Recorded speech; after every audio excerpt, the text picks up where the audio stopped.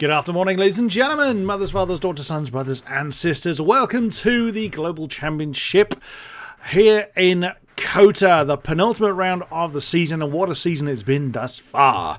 The astute amongst you will notice I'm not Luke Etheridge. He is away for work. His work not understanding the importance of this championship, but you can't please them all. I'm Chris Buxton, standing in his place, but joining me is Josh Davis. Hello, Josh. Are you here to keep me on the straight and narrow, good sir? Hello, Chris. Yeah, it's been a great season so far. Glad to be working with you finally for the first time, I think it is. So, yeah, that should be pretty exciting together. But, yeah, here we are at COTA, Circuit of the Americas here in Texas. Penultimate round of the season. The title is at boiling point, if I do say so myself. 2 points is all VSR need in hand of Race Clutch to be crowned champions for the first time and for the first time ever in TGC history. So it's looking pretty good so far for VSR. They have not scored higher or lower than a top 4 finish at any round. So it's looking pretty decent for the men in orange. So hopefully they can try and bring it home today. But Race Clutch as well, they've brought out a very strong field with Simon Perigny and also Ruben Progeno. Just checking my notes there to see if that was correct, and it is. But yeah, it should be a fantastic affair, fantastic 28 laps we have in front of us, and can't wait to get started. Yeah, Simon Perigny is he's almost a boom or bust driver. He has taken part in one race for Race Clutch earlier this season, but was outside of the points. And the Spaniard Ruben Progeno, you really can never discount him from the top standings. But the field is just so stacked. I've been looking forward to this since I was asked to stand in for Luke, and yeah, we're just waiting for the last drivers to join us along our merry way. I still think it's a bit of a shame that we lost R8G right at the beginning. Ulisses Zildjian and Piotr Stalalek denied again a pair of really strong drivers. But one thing I've really loved about TGC up to this point is you cannot just automatically say, oh, these guys are going to win. You know, these guys are going to be in the top whatever position, because every single race, or almost every single race, you've had a different driver pairing per team. There've been a few alterations to that. Ironically, R8G is probably one of the few exceptions where you've had the same driver 3 races in a row. That's because they only had 2 and they only lasted 3 races in the series. But everybody else has chopped and changed their lineup. I think, if I'm right, Shazoo have had the most drivers with 8. We've had a few 7s and a few 6s, but Shazoo have fielded 8 drivers throughout the course of the season just to kind of maximise their standings. And Shazoo have struggled a little bit. But even still, you know, VSR aren't unbeatable. They have had 3 wins, if memory serves. Race Clutch with Luke Smith winning with their sole win, but they did do a 1-2 on that particular occasion. So they've got the talent in the camp, but you still got great performances from the likes of TF10, WOR, everybody indeed taking part. So, VSR have fielded Duncan Hoffland and Georges Nader. So Duncan taking the maiden win of the series over in Austria. I'm pretty sure George hasn't stood on the top step yet, unless memory fails me, but he's been there, he's been close, he's had a few podiums, so you can't discount anyone from anywhere, I think.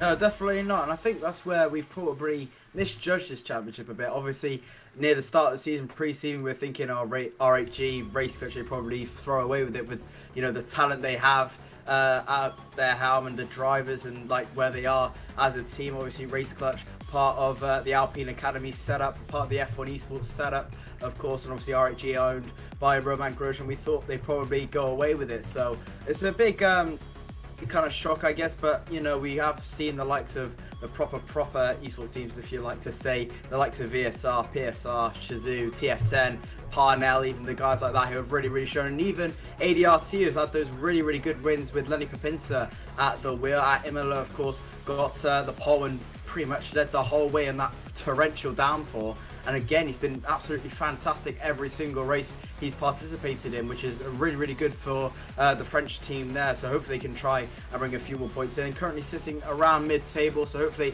they can try and stay there for the remainder of the season. But yes, it's looking pretty good. Obviously going back to the VSR and Race Clutch, obviously Georges Nader did pick up that win last time at Mexico. A dominant display by him, 7.5 seconds he won that race too. And obviously Duncan picking up that win in in Austria as well, and obviously a few more podiums after that. So it's been pretty decent campaign so far for VSR. And again, George Neal only doing those 2 races, has not finished on the podium ever this season, which is absolutely incredible. Same again, Alfie Butcher has been immaculate since he's joined TF10. Obviously, they just didn't have that much luck at Mexico at the opening start, getting in a few accidents and whatnot, which definitely cost them the championship, unfortunately. And obviously, going back to race culture, obviously they have Patrick Sipos, F1 Esports driver for Alpine, the real deal, if you like. Luke Smith, again, PSGL F2 championship. I'm sure you know a lot about that, Chris. I think you commentated over that one. But I did indeed. Yeah, obviously, absolutely, it was a brilliant display from him. Ruben Pedreño, again, a very fast driver. Just countless names that you can't ignore here in this championship, which is absolutely fantastic to see. So it's just brilliant to see those sort of, I guess, like the difference in drivers and how brilliant they've been all season. You know, you want to bring out your best driver almost every single race, which is brilliant, which is why I love it. So it's brilliant to see. I think a few people are running up now, so we should be going to qualifying in a couple of moments' time. We'll see. Primoz Mikljevic will be the only one with a qualifying ban, so we should have around 19 drivers tonight. So, 19 drivers in the qualifying lobby at least. So that's the reason why we don't have the full grid for qualifying. He's the only qualifying ban driver, but let's get ready, and it should be an absolutely cracking qualifying session. Oh yes, indeed. So, for those unfamiliar with the format, it is indeed full qualifying that we utilise in this series, and then it'll be a 28-lap race heading into the business end of the night, shall we say. And we are ticking down now to head trackside, and bang, just wait for it to load in. Just as I said that, it then stalled, which always makes me a little bit nervous, if I'm honest. Right, bear in mind, it's the first time I've handled a TGC stream, so just need to make sure I click the correct buttons and don't send us off into oblivion. So let's get rid of the cameras and head to qualifying. As we can see, 18 drivers starting with. As I say, it is indeed Mikljevic with a qualifying ban, but he will hopefully be joining us later on. So, yeah, ready or not, 10 more seconds. We'll be heading trackside to see what is what, who is going to be our first. Well, it'll be 3 drivers, and I think it was 18 that joined us at the very beginning. Let's get this show on the road. Right, COTA, Mr. Davis. Favourite, not a favourite? What are your thoughts? I'm sort of a neutral on it. I don't mind it at all. I think it's Get off the fence. Get off the fence. I always sit on the fence. I always sit on the fence. I'm not always like that. But yes, it's not a bad track at all. It's probably one of my favourites to commentate. Maybe less to race, if I'm being honest. Obviously, you got the S's, which is way too tricky for my liking. Obviously, very easy to get invalidation. Just pick up those silly corner cutting issues, which definitely does hurt a driver mentally there. So hopefully we will see a little bit less of that. Hopefully they can keep their runs all nice and tidy, but obviously there's a lot of overtaking opportunities. Sector 1, if you're very brave, obviously you're more likely to go into Sector 2. Obviously that back straight with the DRS, you're usually going to see a lot of moves there, and also tucking into those 14-15 corners. Obviously Jarno Opmeer and Nicolas Longuet having a little bit of a tussle there, which cost Longuet the championship there in this season. So hopefully we have a few more cleaning drivers, but obviously there's a lot of overtaking opportunities, as it usually is around here at COTA, which is obviously one of the reasons why I love the track. Probably, if I do say, probably the best on the continent in the Americas. One of the best. Obviously Sao Paulo again is up there as we go to next week. Mexico is pretty decent as well, but yeah, this is probably one of the best on the continent, so it should be a pretty decent amount of racing. And I think it is Alfie Butcher on the mediums going out first. Yep, Alfie Butcher for TF10, first to break cover in the Ferrari. Who's followed him? Ismail Farsi, that's a name I caught up with recently in PSGL, so look forward to seeing how he can do for FVR as well. Carter Lundy, another favourite, so he's on home territory, right words, wrong order. And yep, there's that odd habit I've seen of drivers coming out on intermediate tyres just to save the softer stuff for later on. Tom Roberts of Parnell is also out there in the AlphaTauri. Who else we got? Bogdan Moldovan is a driver that was, I believe, if if memory serves, he's an ace in Race Room, and has come over recently to the F1 side, representing the Spanish squad ET8. So struggled I think the squad has struggled a little bit.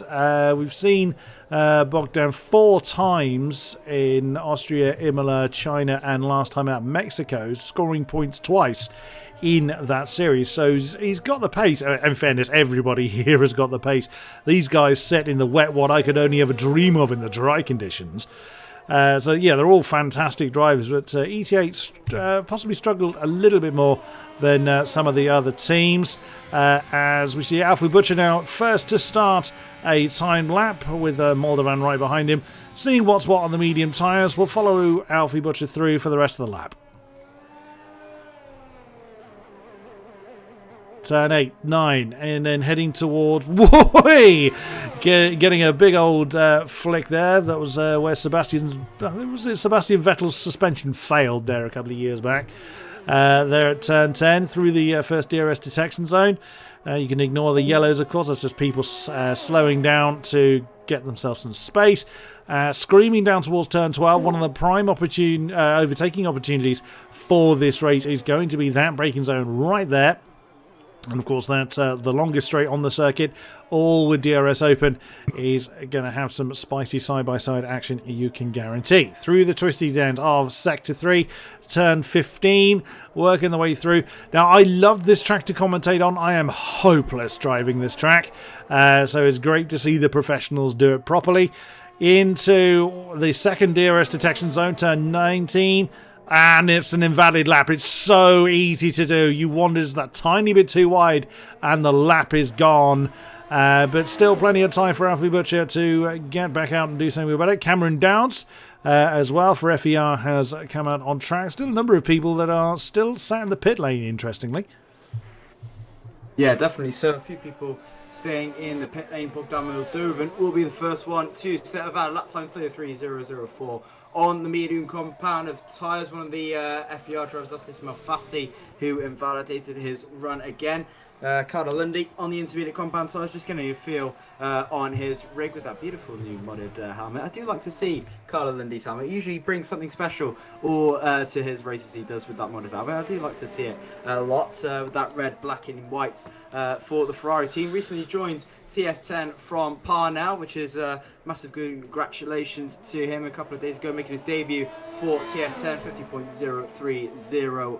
0303 even for that intermediate run, which is nowhere near Bogdan Moldovan's median time, but it'll get progressively quicker as we go. Around the final corner, one of the Alpha Tauris, no it's not, it's the Aston Martin, and it is invalidation for Jona Martins that was on the softs. Jan Halliday was sideways, giving it plenty of tail wagging action coming through 16 and 17 on those absolutely on fire intermediate tyres by this point.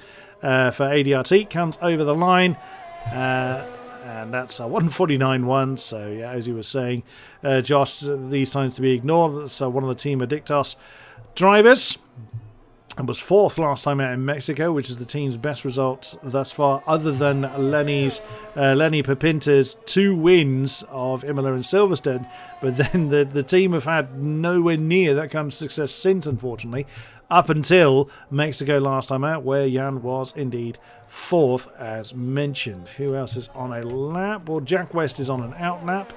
Let's have a look at Cameron Downs in the Alfa Romeo, just coming through turn 11 for FVR. Where is Cameron on my notes? So we've only seen Cameron once so far.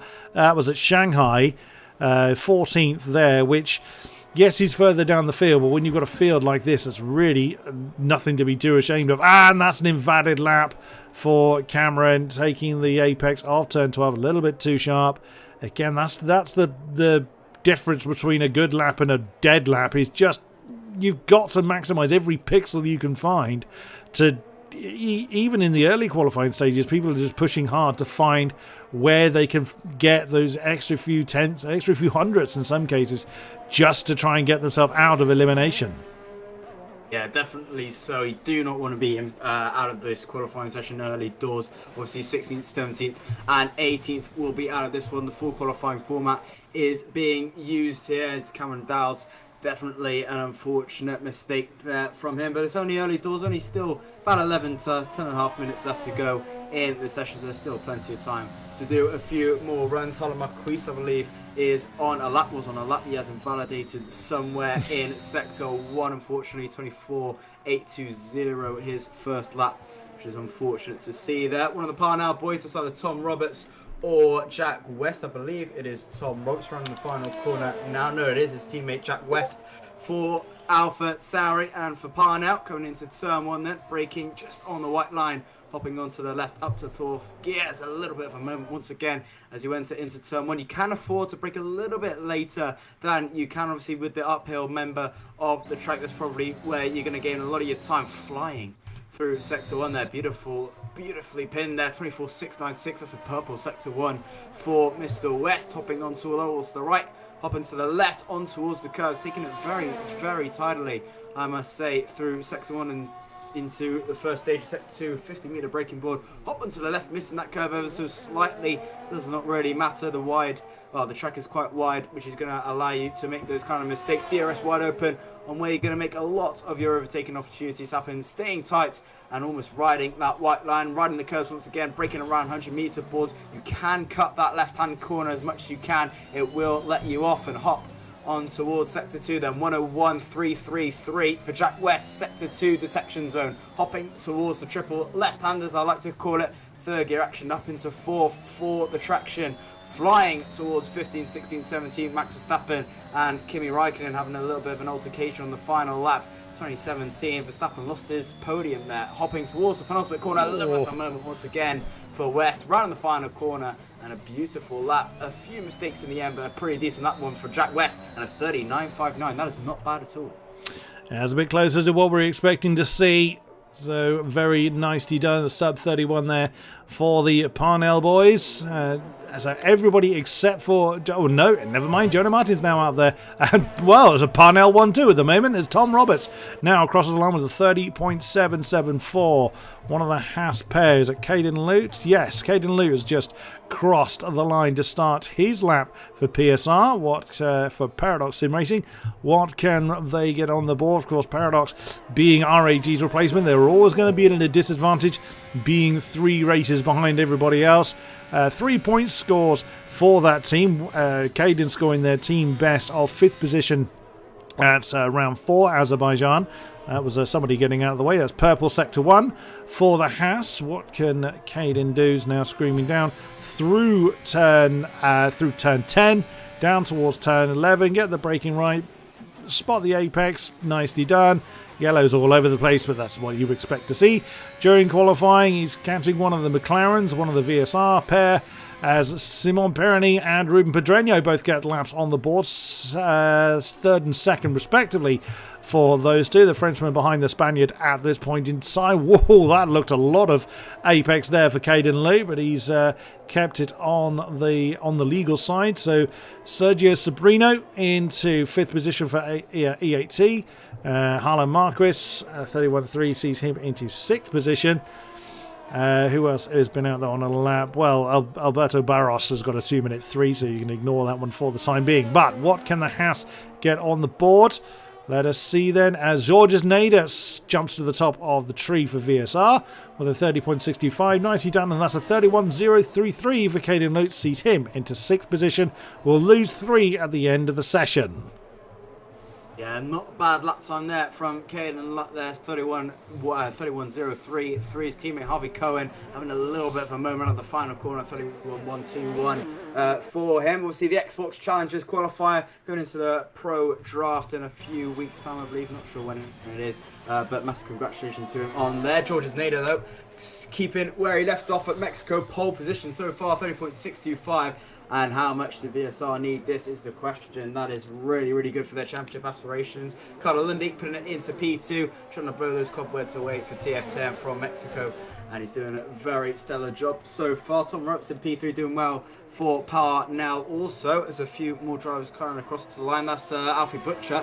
Makes it a TF10 2-3. How close is that? 6.52 for Butcher, 6.25 for Georges Nader. That is very, very, very close between the two. Indeed, Yoda Martins, he's invalidated that one coming through towards... Well, we've picked him up at 10:15. He's invalidated that somewhere, so the Aston Martin will not be setting a time this time around. He's got enough time. Well, when the yellow flag marker disappears, we'll know how much time is left. There's about 4 minutes or so at a rough guess, but yeah, that's a good effort. Oh, 5.5 minutes, there you go, remaining of the session. So it's enough time for Jonah to carry on and do another one. And, well, that wasn't showing as his out lap, was that? Yeah, that was a time lap, hence why it's showing. It was 1 lap done on the tower there. So everybody is on soft tyres and everyone's sticking with soft tyres. Looking at the sky, there's a fair amount of cloud up there. So that leads me to believe that we could be seeing some wet weather, as I've inadvertently switched to George Nader in the pits. That's not a very imaginative shot. So let's see Jonah Martins then as he continues his lap. Can he get a time on the board? The whole field separated by 1.3 seconds from 1st to 17th. Very nicely done. Of course, that gap will shrink as we head towards the third qualifying session. Through turn 11 for the Aston Martin, representing WOR. Jonah Martins, if memory serves, he's the captain of that particular ship. He's been in the points twice so far, 2 10th places, 1 in Austria and 1 in Jeddah. And Carter Lundy has parked it. Yeah, that's a fair bet that that's going to be okay, especially with only 3 drivers being knocked out of the session. I say you're probably safe to do that, but we will see. It wouldn't be the first time I've made that kind of prediction and it'd be proved wrong. But look how close each gap is towards the top end. And several drivers still coming. And Pedreño's coming out again. Jack West is out again. Whoa, as Jonah gets a big old tank slapper coming out of turn 19. And Sabrino is coming out as well. Does Jonah Martins get on the board? He does. A 31.363 puts him at the moment just on the bubble. So you'll need to find a few more tenths to be safe. Tom Roberts from 4th has also parked it for this session. Well, George Nader, you're probably the safest person to park it.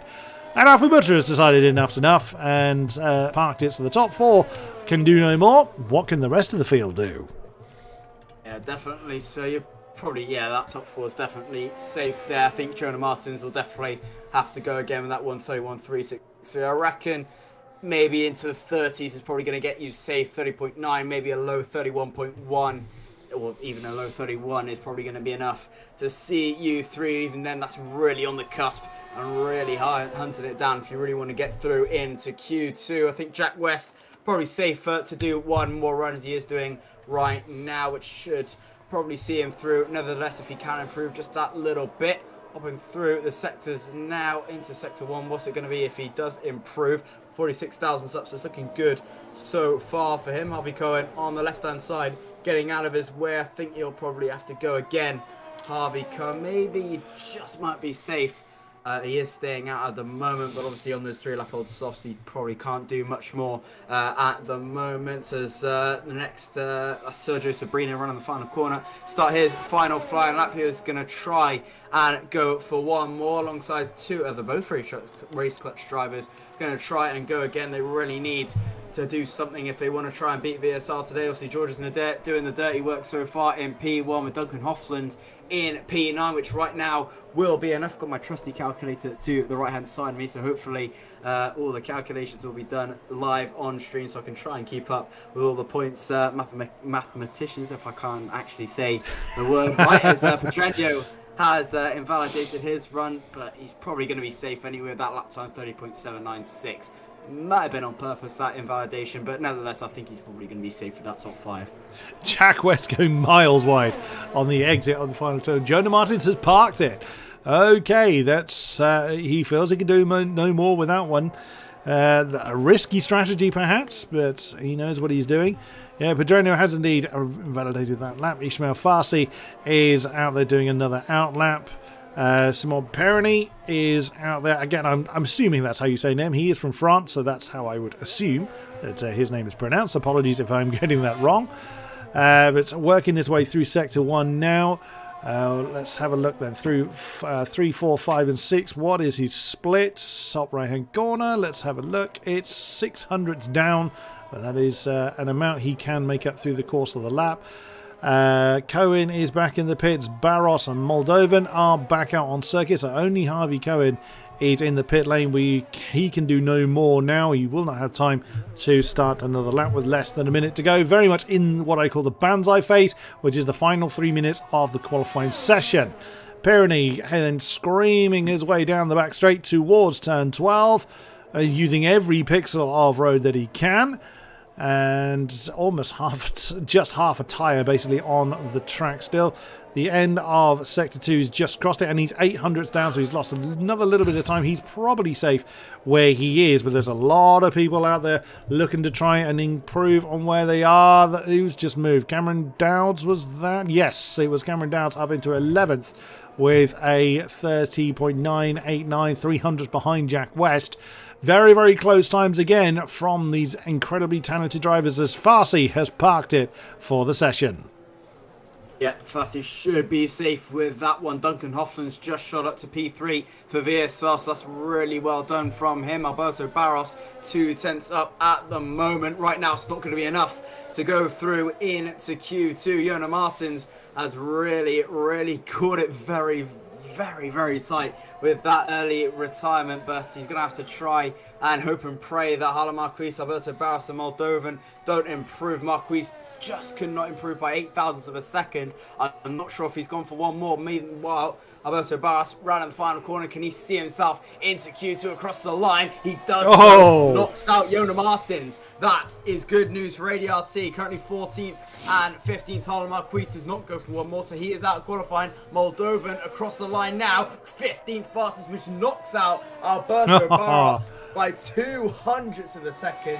That is close, and it's only going to be one ADRT car into Q2, but it's Moldovan who just sneaks through. Alberto Barros, Jona Martins, Hala Marquis, and again the other Shizou driver, which I believe is Tony Richet, and also Primož Mikljević will be starting at the back of the field. It's a double WOR at the back of the field. That is not good news for them.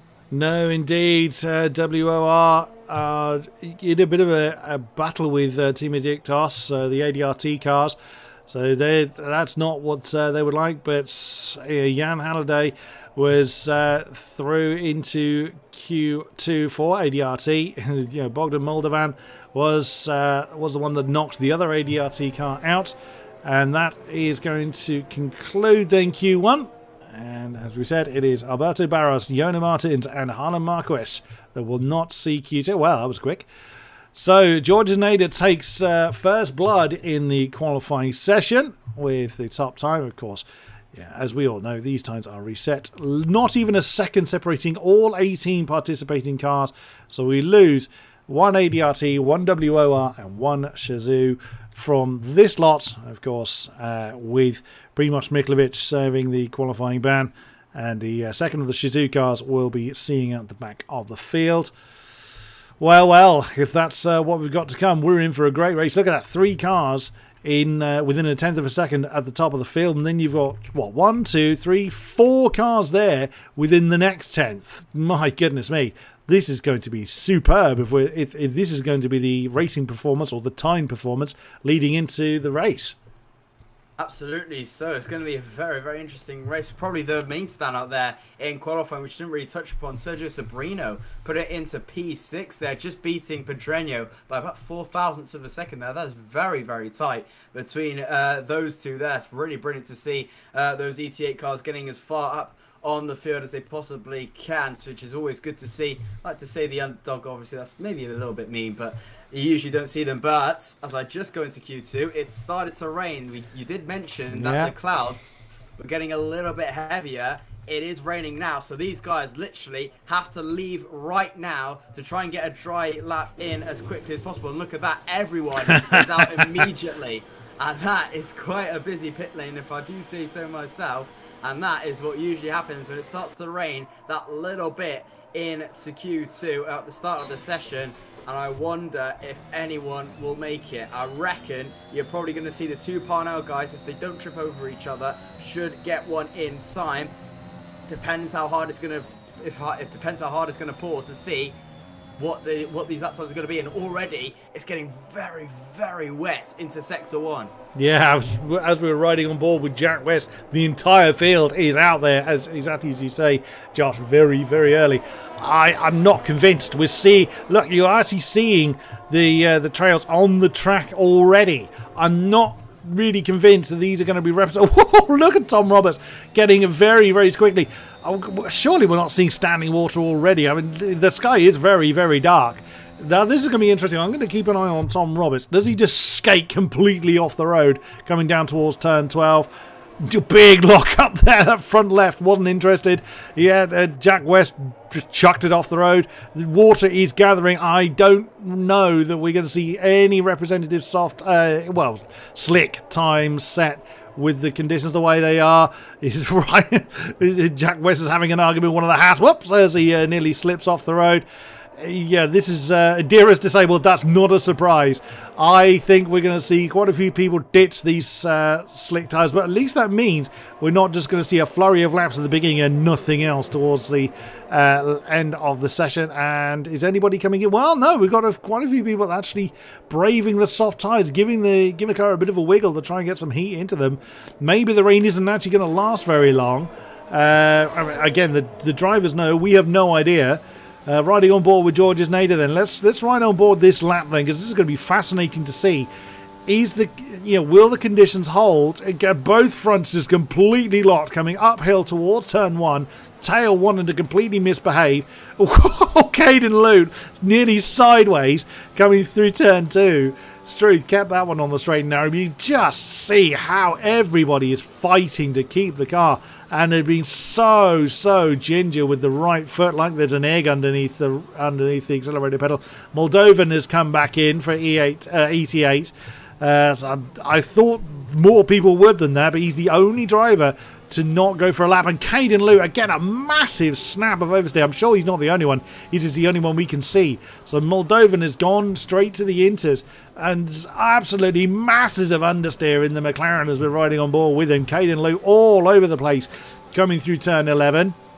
Now, and that's invalid for Georges Nader anyway. Again, I can't imagine that anyone's going to have fun trying to slow their cars down coming through turn 12. And I can't really quite see from that particular shot as we jump to Tom Roberts. Yeah, I expected everybody to do it last time. I really think most people probably aren't going to bother setting a time on the softs. They're going to ditch them and get to the inters as quick as they can. But in saying that, Moldovan's not come back out. So, but is he contemplating the choice he's made, I wonder? Is the rain ceasing? Well, there is gaps in the cloud up above. Has the rain actually slowed down as we're riding on board with Tom Roberts again? Nope, he's opting not to complete the lap. Is anybody else going to finish that? No, it looks like everybody else is coming back in. So no one is fancying the soft tyres. And now Moldovan has come out. Is anybody going to finish their lap, I wonder? Just looking at the map. Is that Nader that's finishing his lap? Nope. There was Duncan Hoffland that decided on the medium tyres as well. You brave man. Medium tyres on a damp track. That's, well, someone's at that Weetabix this morning. Struth. That takes some control. But with a 157, we saw better than that from the inters on a dry track. So I think it's fair to say that the slicks aren't going to do it. But fair play to Duncan for giving it a try. Yeah, absolutely. Duncan Hoffland did decide to go for that one, but yeah, it got very, very wet very, very quickly, which it does happen to do in this game, which is quite interesting that it just goes from fairly dry to immensely wet very, very quickly. Everyone now prepping the intermediate compounder tyres. Bogdan Moldovan probably played that very, very well, just waiting out for the intermediates just to play out, thinking, I'm probably not going to get a good soft run here, so I might as well just go for the intermediates. It's looking fairly damp out there. Obviously, the intermediates probably looking better. Of course, they're going to look pretty better than the dries did. They look absolutely abysmal on track there. So the intermediates probably looking best bet so far. Around the final couple of corners for Bogdan Moldovan. The odd loss of traction and a half, which is usually what you're going to see in these sort of conditions. But it's going to be interesting whether he's going to beat Duncan Hoffman, which I probably assume he is probably going to do. But we'll have to wait and see how wet it is going to be per se. as Bogdan Moldovan fairly eager to get those intermediates up to temperature around in the final corner and on board for a lap around a very wet COTA with Bogdan Moldovan. Indeed. Now he's going to face a fair amount of traffic because everyone else pretty much has come out as he's now starting his time lap. Let's ride on board with the Mercedes then. Up towards turn 1, catch the apex, keep the tail under control. Of course, the lap we've just watched him do, the tyres will be absolutely freezing cold for a fair amount of it. Everybody is out on track. Of course, Duncan Hoffman is just coming into the pits now to ditch those medium tyres. Working the way through the twisties at the end of Sector 1. And of course now we're starting to see representative tyres. Purple Sector 1, well, there's a surprise for you. Now catching one of the Ferraris, one of the Tier 10 pair. Is it Lundy or is it Butcher? Well, people aren't hanging around. They're wanting to get as much heat into these intermediate tyres as they can. Turn 11, tiny bit wider than you probably would have liked, but not anything too drastic. Of course, no DRS when the conditions are this slippery. Still wandering over to the right hand side. You still want to maximise your exit from turn 12. That's Carter Lundy that we are now catching to the tail end of. And yeah, that's all the apex you dare use going through 12. Into 13 then. This is where it gets very slow and almost clumsy in these cars. So 14, 15. Again, you just hear the tyres just locking up. These things are hard. And that's an invalid lap then for Moldovan. That's a shame. Trying his best, but in very tricky conditions. But just you can see on the minimap just how much traffic he had to face, or he was about to face, I should say. But he will have enough fuel on board for another go, as most other people then starting their next time lapse. Yeah, absolutely. I don't think we'll see what Bogdan Moldovan's time was going to be compared to Duncan Hoffman, but yeah, everyone deciding to ditch the mediums now. Everyone out on track down, no one in the pit lane, just trying to get their intermediate times done on the board. Tom Roberts will be the first one to set a fully lapped time on the board as he comes towards the big back straight heading in to the end of Sector 2 and into Sector 3. Where's he going to break in the west just before the 100 meter board? Double lock up there on the front two tyres. Yellow flags in Sector 1. This one of the VSR guys going fairly slowly. It's either Georges Nader or Duncan Hoffman. I believe it is Duncan Hoffman who's just come out of the pit lane. Around the final couple of corners now for Tom Roberts, taking that wide line up into third, getting as much grip as you possibly can on those intermediate compound tyres. Double, triple, right-hander coming up towards the final couple of corners now for Tom Roberts. Flying towards the penultimate one, hopping onto that curb, going fairly wide. And that is a validation there for Tom Roberts. Not happy with that one at all. Rounding the final corner. What was it going to be regardless for Tom Roberts? 44.191 with the Hasses is about to cross the line. Is that Lutt or Cohen? That is going to be Cohen. 43.384 for him. One of the FER boys. That's either Dowds or Fassi. That's Fassi. 43.241. The track is getting a little bit better, but still quite miserable. Georges Nader, first one to break into the 43. Des, 43.094 for him. Alfie Butcher, 43.490. One of the slowest on the intermediate so far. Jan Haladej, P4, 43.431. Caden Lutt, that's Jack West. Now the first one to break into the 42s, 42.967 for him. A few of the ET8 boys now crossing the line. That's about Sergio Sabrino about to cross the line. Final corner for him across the line. And only goes P9 with that 43.878. And Cameron Downs, currently the slowest one on the intermediate, so that 44.055. I believe that was Ruben Pedreño, just pulling it into P3, 43.232, 2 tenths slower, about 1.5 tenths slower than Georges Nader in the other VSR. But Duncan Hoffman about to cross the line. Let's see what he can do in on those intermediate compound tyres, which is very, very crucial to try and help Nader to try and get this championship wrapped up around early. Indeed. So is Tom, well, it looks like Tom Roberts is continuing to try and do another lap. Well, of course, we've seen him cross the line already, having invalidated just coming through turn 19. What does he do? Riding on board with him coming through Sector 3 then, coming towards the very treacherous turn 19. It's hard enough in the dry because that apex is quite blind. As Simon Perroni for Race Clutch then comes back out in the Alpine. Tiny bit of a lock up there for Roberts coming through the final turn. And what is that? That is a 43.554, 100th behind Bogdan Moldovan. Not too bad at all. Of course, we lose 5 from this session. And Ismail Farsi has taken the new pole time by 2/10 over Jack West. So a statement of intent there from FVR. Nicely done there from Ismail Farsi. Yeah, brilliant to see him there. He was really on the ball at Mexico. Obviously, that contact with Patrick Sipos sent him scoring no points that round. So it's a really good bounce back there from Fassi. You can just see the rain there, just getting much more treacherous. So I wouldn't be surprised if not a lot of people improve their lap times. Fassi may have just caught that absolutely perfectly to snatch the top spot here in Q2. There's still a few more out there. I think Duncan Hoffland is about to come to his final corner, final part of the lap. Running the final corner for the Dutchman across the line now. And stays 13th, 44.214. It's getting much treacherous out there, and I wonder if that brings an end to qualifying with Lutz, Sabrino, Hoffland, Perigny, and Lundy out of qualifying. And if it does, that is a major blow for Race Clutch with Simon Perigny. Indeed, Simon has been caught out by the weather. That is absolutely miserable weather. It is chucking it down. These cars are great, but they cannot float, so they're going to have a hard old time. I wonder where Caden Luke was going. I think he was letting Moldovan go, but then Moldovan's let Caden Luke back through. So, yeah, I think Simon Perigny, that's an invalid lap for... No, I'm looking at the wrong car. Try that again. As he's now coming through turn 1. I cannot see that anybody's going to make up anything on intermediate tyres. I'm sure the full wets are not going to be what the intermediates were able to do right at the beginning. It is absolutely hoying it down now.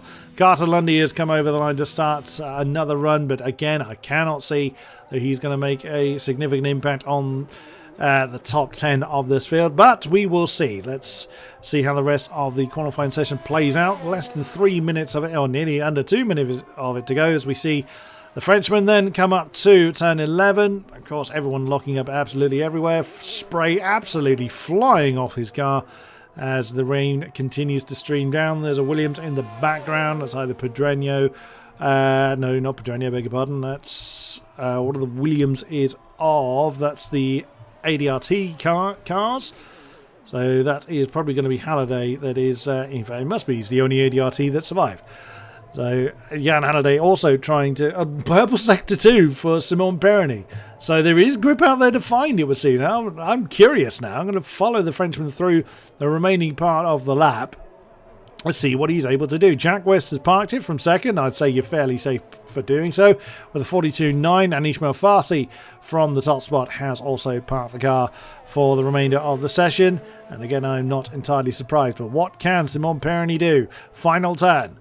No time on the board as yet. He is aiming to be 143.554. Does he do so? You'd bet he does. He joins Ruben Pedreño, his teammate. 143.346 on a very wet track.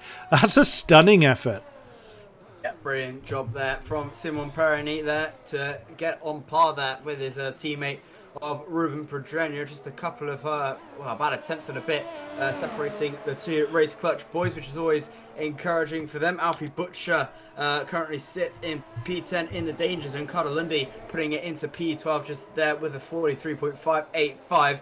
Butcher has been absolutely brilliant since he started on PC from Xbox. Is looking a little bit wet out there in P10. He's going to have to try and find something if he wants to see himself into Q3. Running the final couple of corners for the Ferrari car in the TF10 machine on towards the curb. And I just wonder if he's backed out of that one. Yes, he has. He has decided to back out of that one. And that is fairly risky with only 20 seconds to go. Will anyone try and improve? Caden Lutt dies in the pit lane, so he is out of qualifying. Butcher retires as Sergio Sabrino also parks it in the pit lane. One of the FVR cars, that is Cameron Dowds, across the line, or about to cross the line. Currently down in his time, 1.5 seconds down so far. Duncan Hoffland needs something big, and he's not going to find it. And one of the VSR cars is out of qualifying. Wow. A big shock. And also, Carter Lundy is out of qualifying. He's invalidated. So it's Tom Roberts, Carter Lundy, Duncan Hoffland, Cameron Dowds, who I believe is going to try for one more if he can try and improve. Currently about, I'm not sure how much he is down into sector 1, having a look now. And he's about half a second down there. So he probably will be out of qualifying as well. That's Cameron Dowds and Caden Lutz out of qualifying. A big big unfortunate mishap there from Duncan Hoffland and VSR with only Georges Nader in front, which makes a big opportunity for Race Clutch to try and keep this championship going. Yeah, Duncan Hoffland was on the home stretch just as the checker flag came out, as Carter Lundy goes over the line sideways, but of course not improving on his time. He was only actually thousandths behind it, in fairness, but remains in 12th position with that 43.585 in the Ferrari. Could do no better. Cameron Downs has already backed out of his lap, so he can do no more. This is just practice, if nothing else, and the rain is still pretty miserable. Is he just going to park the car? No, he's going to complete the lap. He's behind Duncan Hoffland, who's already crossed the line. So we'll see if we'll see what Cameron does, but it's not going to be an improvement. We saw him parking up at the end of Sector 1, so it's just to get his car to the line, nothing more than that. He would have to have crossed the line kind of now, and he's just coming through turn 19 if he wanted to get through to Q3. Not going to be the case. Into the pit lane for him. Not a surprise, and that seals the fate of the departing 5 from Q2. Yeah, pretty decent stuff there from all of the guys there. Georges Nader probably doing well for VSR, the only VSR car to make it through into Q3. I think that's the first time we have not seen a double VSR Q3 appearance, which is quite a bit of the shock to the session. But look at that, Isma Fati, brilliant to see him into P1 there, 2/10 clear of Jack West in P2. Nader, as we said, in P3. Moldovan, ET8 doing very, very well this session in the wet parts of the track. Ruben Pedreño, P5 with Perigny in P6. That's a big boost for Race Clutch to try and keep this championship going. Haladej makes ADRT go through to Q3 once again, with Sabrino making it a double ET8 appearance, and with Alfie Butcher in P10 will be the only TF10 man into Q3. So a big shock to the system for a few of them. A lot of the top guys out of qualifying. Caden Lutz, Carter Lundy, and especially I believe it was Duncan Hoffland getting out of qualifying that, and it's even heavier into Q3, and I wonder if full wets. Yes, it is. Oh, well, that's not really a surprise, is it? With the weather getting progressively worse. Yeah, that was. Now this is. I haven't seen the full wet in this game for absolutely ages, and wasting no time. Someone's broken cover. Out comes Butcher. Actually, most people are seemingly getting out there and getting on with it to see what they can do. Jack West was the first man to break cover for Parnell in the AlphaTauri, and of course the tyres are going to be fairly unforgiving as they come out of the pits. The weather is just as unrelenting. Yep, everybody has now moved. So yeah, like you say, a double Q3 appearance for ET8. Sergio Sabrino, a debutant for that squad, hasn't raced with them so far in the series. Last time out we saw Moldovan and Jake Finch. Jake securing 10th position at Mexico last time for the ET8 squad.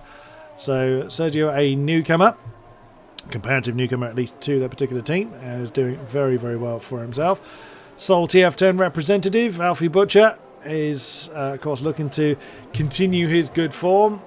Anywhere he goes, he's in good form, let's be quite honest. 3 podiums out of the 4 appearances he's had, one of them being on the top spot of the podium, which was indeed his first race in this series at Jeddah. Yeah, Alfie Butcher, as you said earlier, Josh, has basically stormed the scene on the PD side. Very, very much looking forward to seeing how he does in his rise towards the top, because I fully believe he could. Keeping an eye on young Mr. Butcher. I say young. I'm the old man of the F1 league racing scene. Have been for years. So everybody is young compared to me.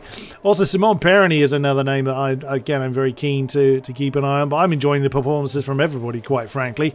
And like you say, Georges Nader, when he last time out, was on the podium along with his teammate Louis Welch for VSR at China 2 races ago. So George has, everybody, as we said, has got amazing pace. Jack West is first man to get the clock ticking in the final session of qualifying.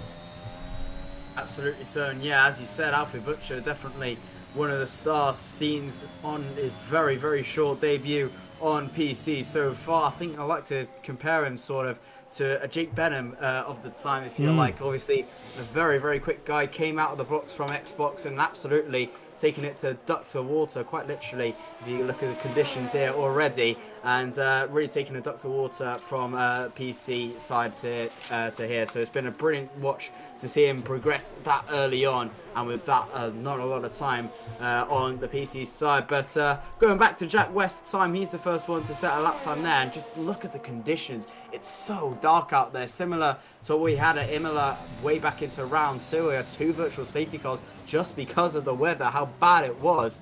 And it's pretty much similar conditions here. It's absolutely horrendous. It just absolutely chucked it down within a matter of seconds as Jack West making through into Sector 2. Purple, Sector 2, no doubt, as he is the first man to set a first lap into Sector 2. Hopping into Sector 3 now. This is going to be a very, very, very difficult few corners for Jack West just to make sure the car stays with him. Taking it very, very gingerly, half throttle all the way through the triple right-hander in towards the left-hander and onto the final corner for the Welshman. Round of the final corner now, braking just on the white line into the pit exit, or pit entrance, sorry, around the final corner for Jack West, and a 48.856 to boot. That's Jan Halliday around the final corner now. He joins him on the front row in P2. Harvey Cohen, the only PSR driver to make it through into Q3, puts it P2. One of the race coach boys now about to cross the line. As Pedreño, he's invalidated. Here comes Simon Perroni. Can he do any better? He can put it on pole position by about 0.4 of a second, 48.399 for race clutch. It's looking very, very good for them. George Nader about to cross the line for VSR. He can only get P4. It's looking very, very good for race clutch so far. Alfie Butcher, I believe, is about to cross the line. No, he's going to go for one more. As everyone now on laps done and dusted. 3 drivers getting invalidation. That's Butcher, Moldovan, and Pedreño. And right now is Perroni on top with Ismail Fassi on the front row. Well, race clutch, you're kind of expectable to be towards the sharper end, but FVR have struggled to get that kind of consistency. And at the moment, like you say, Josh, they're looking at a front row start, just 0.3 behind Simon Perroni. Absolutely great start. 3 drivers, of course, invalidating their top time, their first time rather. I wouldn't be surprised if these drivers just lap and lap and lap and lap. They've got enough fuel to do, I don't know, 5 laps or something like that in these conditions, and they'll just keep on going until the checkered flag falls. They want to try and get as much water off the track as they can to try and keep the conditions as good as possible, but that would work better if there were 20 cars out there. Of course there isn't, Simon Perroni has invalidated this lap. He's probably not too worried about that at the moment, but we will see. Where is Alfie Butcher? There he is, coming through turn 15. What about Moldovan? He's coming through 13, and Pedreño is coming through 19, and very sideways, as is the norm for these kind of conditions. What can the Spaniard do? Oh, Harvey Cohen with a 48.1 on the board, and Pedreño with a 48.251 as well. So as the times continue to fall, how far will they fall? It's all dependent on how much rain continues to chuck it down. Perroni has come back into the pits. I would have thought his tyres would have done a few more laps, but perhaps he didn't have an awful lot of fuel on board.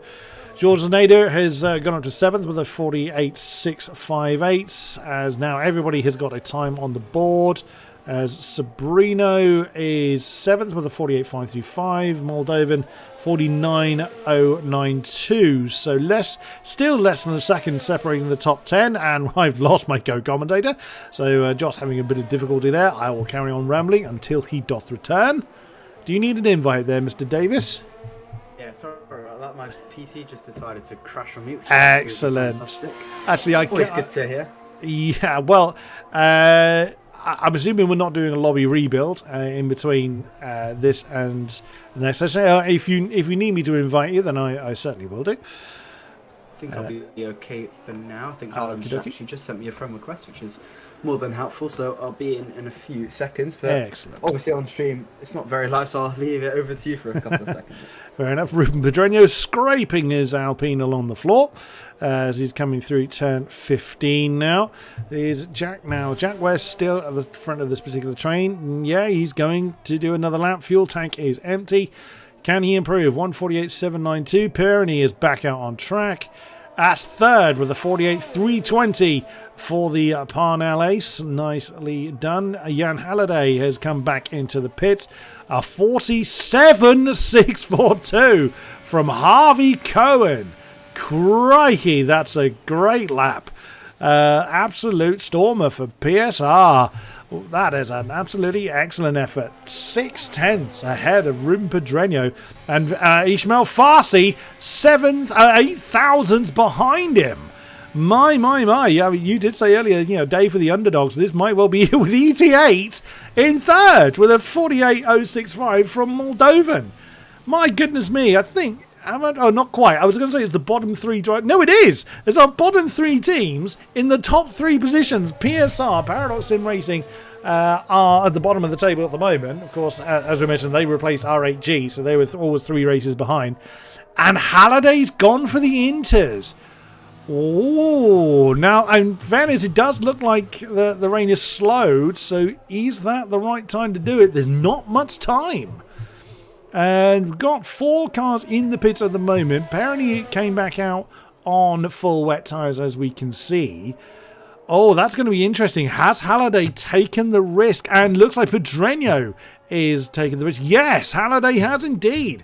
For ADRT, the team of Dictos squad, he's come out on intermediates, and it looks like Alfie Butcher is thinking about the same. They need to get out there and get on with it, because there's less than 3 minutes to go.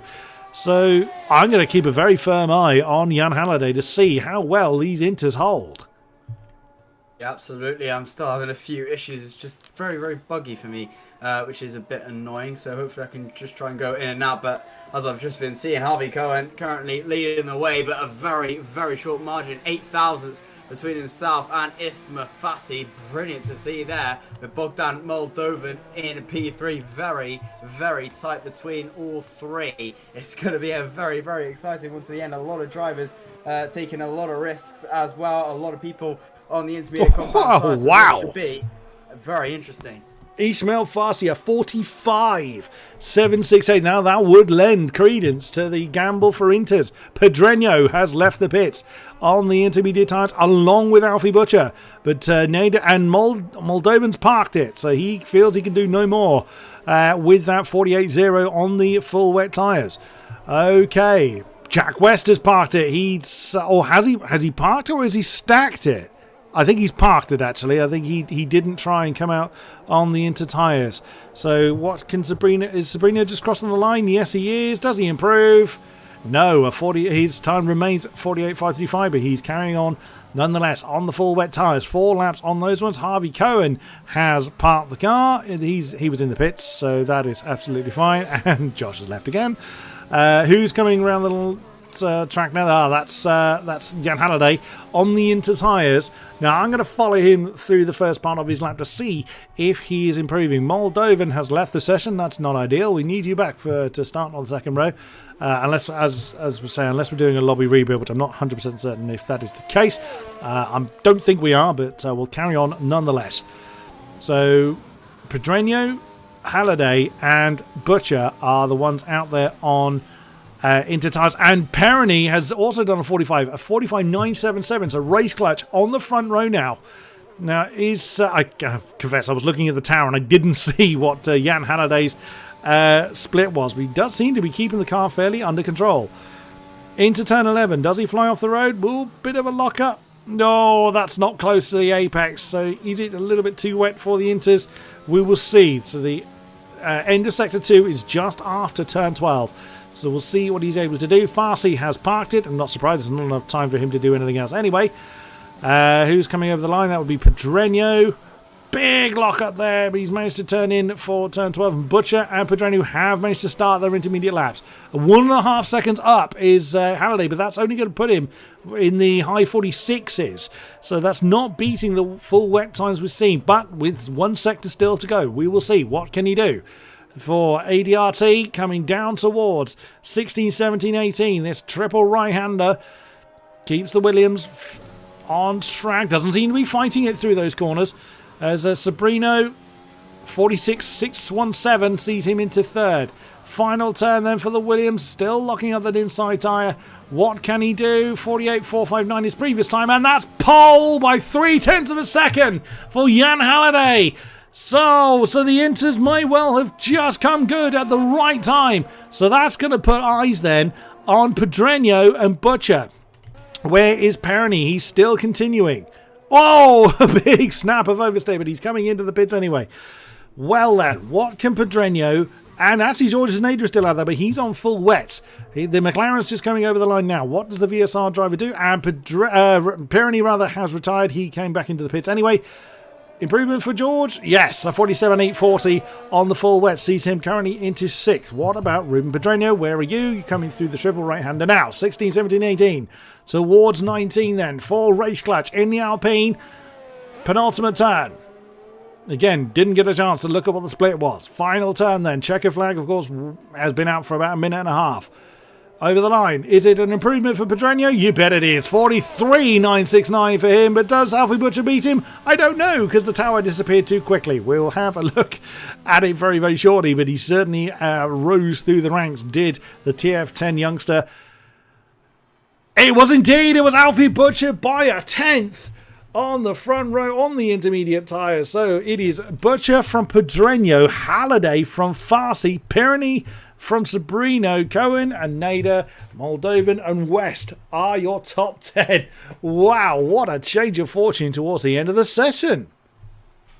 Yeah, absolutely. Unfortunately, I couldn't get into the session there, unfortunately, which is always fantastic, but we'll have to go again on a later day. But watching it on the YouTube stream, it looked absolutely incredible. The intermediates took a gamble, and a gamble they took which definitely paid off for the likes of Alfie Butcher, and especially for Ruben Pedreño, I believe it was, just off my screen. P2 for him. That is absolutely massive for Race Clutch there to try and snatch P2 there. Well, try and snatch this championship to go to Brazil. It's a very, very tough order for Race Clutch here. Obviously out of position as well. I think Georges Nader ended up in P9 to my recollection, just seeing it on stream. Not sure if that was correct or not, but this is getting pretty tight. But with Race Clutch 2nd and 5th there, taking a gamble on the intermediates, it's looking very, very good for them so far. But also a good one to mention just quickly, Jan Halliday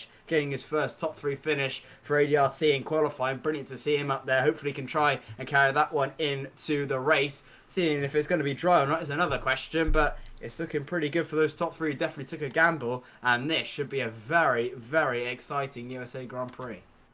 Oh, we've lost Ismail Farsi. So I saw that he was struggling to connect. It always makes me nervous when drivers can't connect. Oh no, Ismail Farsi and George has left the session as well. Are we looking at a lobby rebuild? Looks like it, because everybody is leaving the session. I thought we were going to roll on. Yep, there we go. We now have got to go towards a lobby rebuild. That's just what we need. Or that's what I'm assuming is going to be the case. Let me see. There's a lobby restart after every qualifying session. We just have a. That's what I thought. Yeah, that is the norm. There we go. So let me change the scene to something slightly more interesting. There we go. If we switch the cameras back rather than Discord, goodness me, I don't have an Elgato, I'm afraid. So we do have a lobby rebuild going on, which is, like I said, that's what I thought was going to be the case. Although I did see that the correct lap count was set, so that's what confused me. But there we go. That's the first time. This is the first time I've hosted for TGC, so I wasn't exactly sure on how the function worked. So. What is the weather going to be? Are they going to decide it to be wet? Are they going to decide it to be dry? Or are they going to let the game roll the dice? We will see. So we're just waiting for the lobby to be rebuilt then. And we will then get this 28-lap absolute bonanza underway. But, oh, what a muddled up grid we have got, Mr. Davis.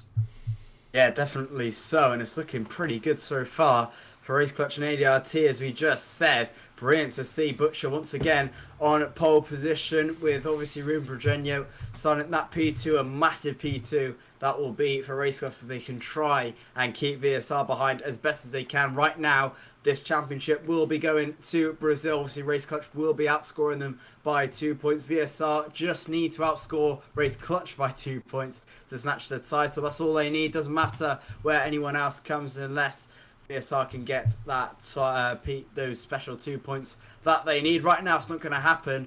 So it's good. It's looking good so far for Race Clutch. Obviously, bringing out their very, very quick drivers. They're probably what they would think is their strongest pairing so far, which is always good to see. So hopefully they can bring something special to the race. Hopefully they don't have a repeat of what happened at Mexico with Samuel Bean getting spun off the track into turn 1 on the first opening lap, which definitely hurts his ambitions. And obviously Patrick Sipos getting that penalty late on, which cost him a podium as well. So there's a lot of theories that could happen and a lot of things that's happened over the season, but it's going to go down to this race, whether it's going to be a dry one or if it's going to be a wet one. I think looking from the previous lobby, it was dry, so unless they're going to bring that in to the next session is another question, but I'll have to wait and see how it goes. 26, 27, 28 laps, I believe it is going to be. Not quite sure, but it's going to be a very interesting few laps. 50% strategy, and it's going to be a very tight squeeze all the way to the end.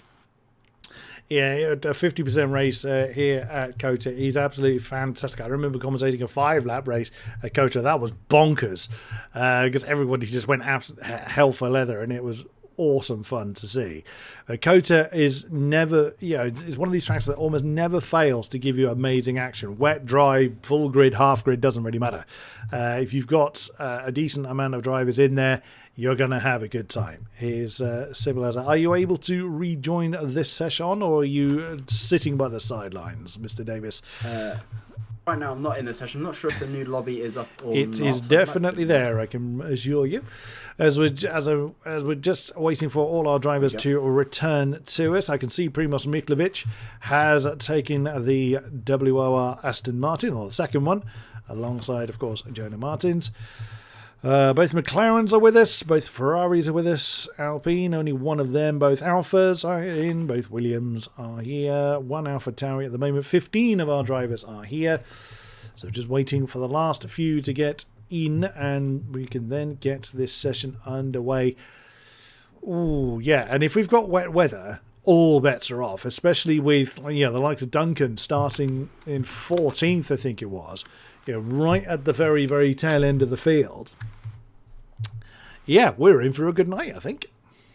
Absolutely so. It always is a fairly interesting race going into TGC. Obviously, the best drivers on PC / the game, if I'm being honest. The best drivers on the game, the best teams on F1 going out, battle hammer and tongs for the whole of these 28 laps. It's always a very, very special occasion when TGC comes to town, and it has been for the past 9 weeks. 2 rounds left to go in this season. USA today and next week at the Brazilian Grand Prix. It should be an absolutely incredible affair we have in store for you. But championship, as I was saying, taken maybe a swifter turn in qualifying, with the likes of Race Clutch getting that 2nd and 5th, with McLaren and VSR done, I believe, 9th and 13th, so only scoring 2 points so far, but we know how quick they can be. These guys, Georges Nader, obviously 9th place, getting that podium and that win at China and Mexico, which is very, very decent from him. Obviously, Duncan Hoffland,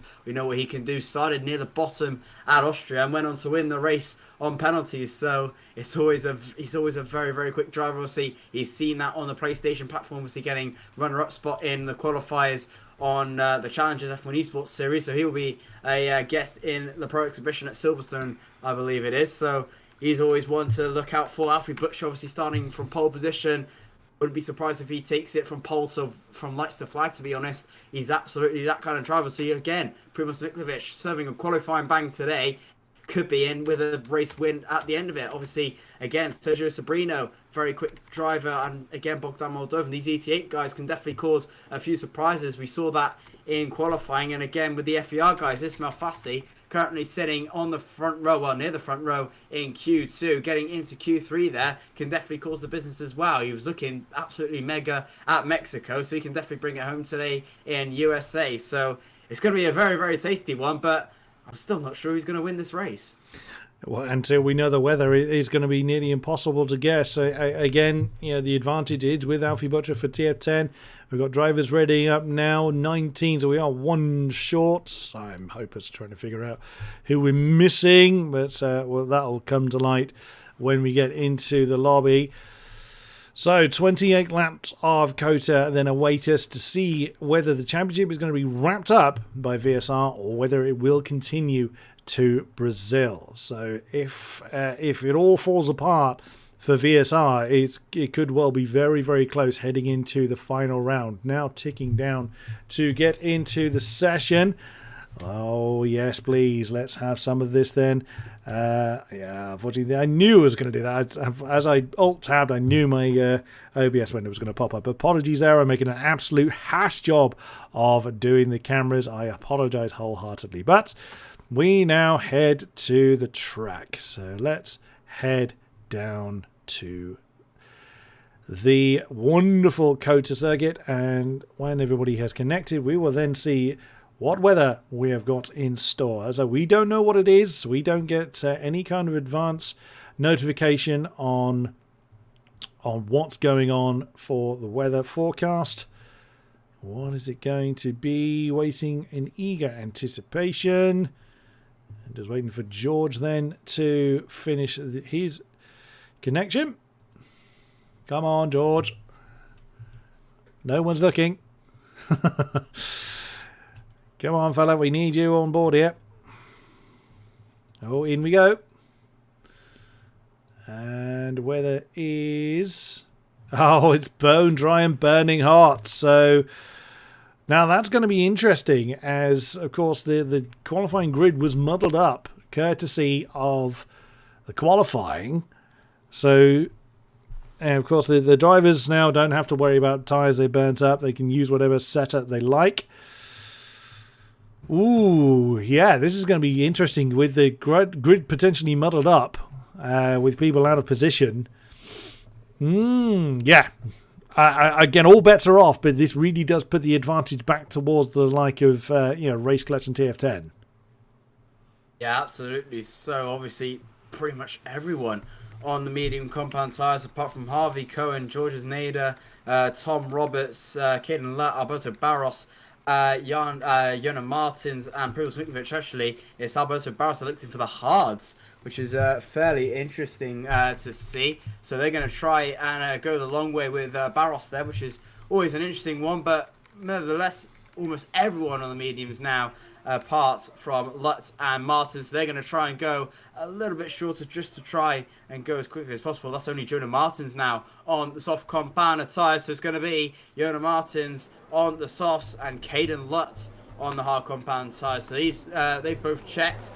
It's going to be only one driver on the soft, so watch out for Jona Martins at the start. Everyone going the long distance on the medium compound tyres. Obviously, with the rain hitting, the strategy is always going to be that little bit different all the way through. Obviously, the alternate strategy is probably going to be the best one to go to, so I wouldn't be surprised if we go till about lap 20 to try and go into a soft lap 18 to 20. It's probably where we're going to probably see a lot of the times going to, well, a lot of the pit stops going to happen, but will it be carnage into turn one is the question. It usually is. You can really go around 2, 3, 4 wide into turn one if you're brave enough and obviously trust the guy next to you. So it's obviously a very, very large space, similar to Sepang, if you like, of the day. I really, really like that track. Hopefully it does come back as soon as possible, maybe on the alleged classic tracks that it has for F1 22. But I'm not sure how that's going to play out, but we're here at America nevertheless. Alfie Butcher on pole position, Ruben Pedreño in P2, Jan Haladesh in P3, and this is going to be a very, very tasty affair. VSR can wrap up the championship if they outscore Race Clutch by 2 points, so in theory they just need to finish in front of both Race Clutch drivers and they are champions of TGC for the first time. But 28 laps upon us, this is going to be very, very exciting. Indeed, so 8th and 13th for the VSR pair, 2nd and 5th for the Race Clutch cars. Ooh, I want to say that soft tyre choice from Jona Martins is a mistake. I can't see how those tyres are going to be of any use. COTA is devastating on tyres, especially in the heat. So I cannot see how on earth that's going to work, but I await to be proven wrong. Caden Luke trying the hard tyres. Why not? I'm actually surprised more people haven't tried it, but like you said earlier, only 2 drivers not electing for the medium tyres, as the cars then hit AI control and take their spot on the grid, just waiting for Primož Miklovic to get his particular spot at the tail end of the field. Right, we know this process by now. 28 laps for the penultimate round of the Global Championship, of what's been an incredible season thus far, and it is going to be an absolute stormer here at Texas. Right, the grid is formed, the lights come on, it is time to wind them up and let them big Holden Perroni has jumped the start. Oh no, that's gone horribly wrong for one race clutch driver. He's storming off anyway. So Alfie Butcher Pedreño then he's having an argument with Farsi coming into turn 1. Horrendous stuff for Perroni. That's one of the Haas cars going too wide. They're probably being forced off. Martins is already up to 14th on the soft tyres. Here we go, and then working their way through the twisties. Very, very close, as you would imagine. Riding on board with the tail end of it, which is Primož Miklovic, trying to figure out his bit of space. Of course, he's got a fair amount behind him. Jonah Martins is up to 12th. Outside manoeuvre coming past Jonah Martins. Coming past Moldovan. Jonah Martins coming past Jonah Martins. I knew I'd make that mistake eventually. As then lots of side-by-sides coming into turn 11 for the first time in anger. Whoa, that's one of the Williams, I think, flying off the road. That was, no, beg your pardon, there was Sobrino right ahead of us. As Carter Lundy being overtaken by Harvey Cohen. Simon Perroni with that drive-through penalty that he's got to serve for the huge jump start. We'll see how that works out. Nader and Farsi having an argument for 5th position. Watching, well, there you go. That's the particular battle. Then right behind, Jack West, as we're on board with Halliday and Sobrino arguing for 7th. Lundy and Cohen still swapping around 9th. It looks like everybody has so far survived.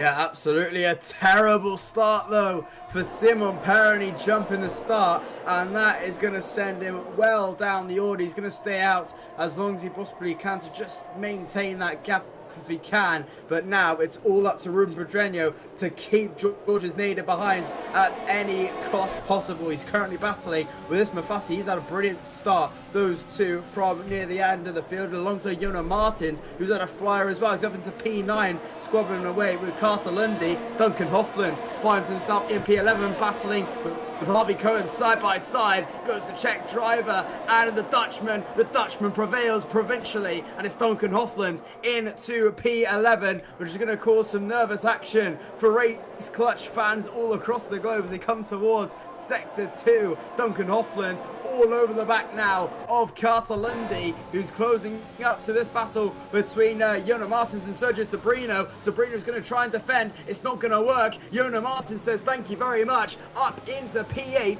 and what a first 2 laps it's been for Jonah Martins, up into P8 from 17th on the grid. What a start it's been, up into P8 on the soft compound tyres that may play out to his favour later on, but it's going to be an insane start all the way to the start so far. Jan Haladesh having a look on Jack West, which means Jonah Martins is going to have a look around the outside. Not going to happen. Darts it down the inside. Nevertheless, beautiful again from Jonah Martins, up into P7. He's unstoppable so far.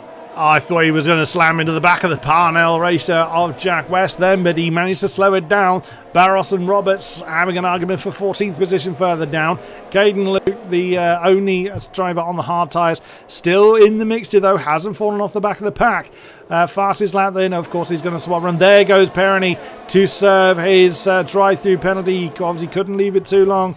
Otherwise, he would have been disqualified, and that's going to put him quite some way behind the field. And there he is, just coming out of the pits now. Although the only man that's not going to have DRS is him, which hands the lead over to Alfie Butcher. Can he add another podium to his already impressive count? He's been on the 3 times top step, once, 3rd twice, and 9th last time out at Mexico. But Jonah Martins is already up into 6th position, utilising the tyre advantage he's got as early as he can. I'd expect him to be in the pits around about lap 6 at a rough guess. Mediums, 9 or 10. I would imagine Caden Liu can probably go to around about 15 before he needs to ditch those. But of course, the tyre choices here from that point on as Jonah Martin sizing up Jack West. Fairly straightforward move coming into turn 12. As long as Jack realises he's there. Is Jack still having an argument? Nope. There's whoa, no, beg your pardon. I thought Jack West was going to concede that one. No, denied.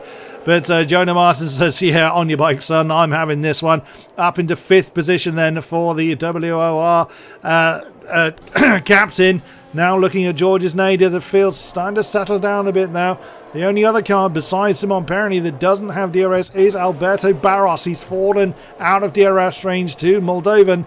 The ET8, that's a mouthful to say, in a hurry. But can he get it back just when he needs it? Jonah Martin's fast as that. Well, there's not a surprise at this stage in the race. So Alberto may just... Yeah, I did hear the beep then, but he's got very little battery life as well. That's of course, an advantage that Alfie Butcher has. Nearly full battery for him in the Ferrari. And so far so good. Duncan Offlin then up into 9th then, managing to get Sergio Sabrino coming through the twisties at the end of Sector 1. Oh, what a race we've had so far. We're only on lap 4. Yeah, absolutely. It's been absolutely hectic. Carter-Lundy having a massive, interesting moment out of the exit of 7, I believe that was. And now Hoffland all over the back of the Canadian driver, heading on towards the back straight, and this could be a few more points going towards VSR's way. They need 2 points on Race Clutch to be crowned champions. Easy as you like for Duncan Hoffland. Sails into P8, and so does Harvey Cohen on Sergio Sabrino, and so does Bogman Moldovan. A few team orders playing there at the ET8 camp. Moldovan gets past Sabrino, Cohen gets past Sabrino and up into P10, and it's plain sailing once again as Jonah Martin's really putting the pressure on Georges Nader as well as Fassi, as well as Pedreño, as well as Harvey Butcher. It's getting quite tight all the way through. Everyone separated by almost so close between the two from the leader, separated by 9 seconds. First down to 18th. With Simon Peregni just at the back, obviously serving his drive-through penalty from his jump start. Really has had a torrid start to this one. Sergio Sabrino pitting as well. I'm not sure if that's for front wing damage maybe, but very early pit stop for Sabrino. They're not sure what's going on at the ET8 camp. Sabrino pitting early, which promotes Perigny up to P18, and really is going to have to start getting a move on fairly quickly. Yeah, that was indeed a front wing ready to be fitted to the Mercedes. So what a shame, as Sabrino was proving mighty in qualifying, even in the dry session of Q1. He was showing some impressive pace, but sadly, the race not going his way. Down towards the tail end he goes with quite a lot of time to make up. However, those hard tyres should just about last from there to the end of the race. So yeah, he won't need to see the pit lane again, but how much time is he going to lose between then and now, we will see. Nader still fending off the advances of Jonah Martins as I've lost my co-commentator again. You're not having much fun tonight, are you, Josh? No, not really going your way. I'll carry on barking for now then, as Tom Roberts gets past Alberto Barros for 12th position. Now, Alfie Butcher just minding his own business up front at the moment. You can see he hasn't used, well, at the moment his battery's completely full, so he's not feeling the need to really push or do a great deal. Same story for Pedreño right behind him. Ismail Farsi, not quite the same for him. He's got some batteries to recharge. Now will be a time to do so, because he doesn't know what everyone else's battery charge is. Georges Nader, he's used a bit. I would imagine Jonah's used quite a bit. Yeah, he has. Half battery on him. I would think those soft tyres are beginning to absolutely scream by now. The lightning pace from Jonah Martins has very much halted. So he's struggling to get that to turn in. Could not make the apex into turn 1 whatsoever. And look at him coming through turn 2. Really falling off the back of the top 4, beg your pardon. He needs to get rid of those soft tyres, and he needs to get rid of them now. Otherwise, he's just going to lose all of that advantage he's built up. Little bit of a gap forming 11th to 12th. That's between Moldovan and Roberts. So Roberts doesn't at the moment. Well, he's just got back within DRS range. The DRS detection point is here. So he's just about managed to hang on to that. So the DRS train then manages to resume from first right the way down to... Well, that's actually... Let's look. Does Barros have it? Because he's just fallen outside of a second. Yes, he was inside a second at the DRS detection point. So everyone except for Pirani and Sabrino, as that is Cameron Dowds getting past the Williams then for 13th place. At the moment, though, it is kind of everyone going through the motions at the moment. Now, is Jonah Martins... Well, he nearly hits the back of Nader at that point, but is he going to get into the pits this time? Let's see. And again, look at how far away from the apex he is. He cannot get the nose of that Aston to turn in. Is he coming in this time? No, he's still going to run the soft tyres. I would imagine that that's a lap too long. Personally, I'd have thought he should have come in by now. But again, he's got a game plan and he's sticking to it. Oh, and we have got the first track limits penalty, and that's going to the sole Shazoo car of Harlan Marquez.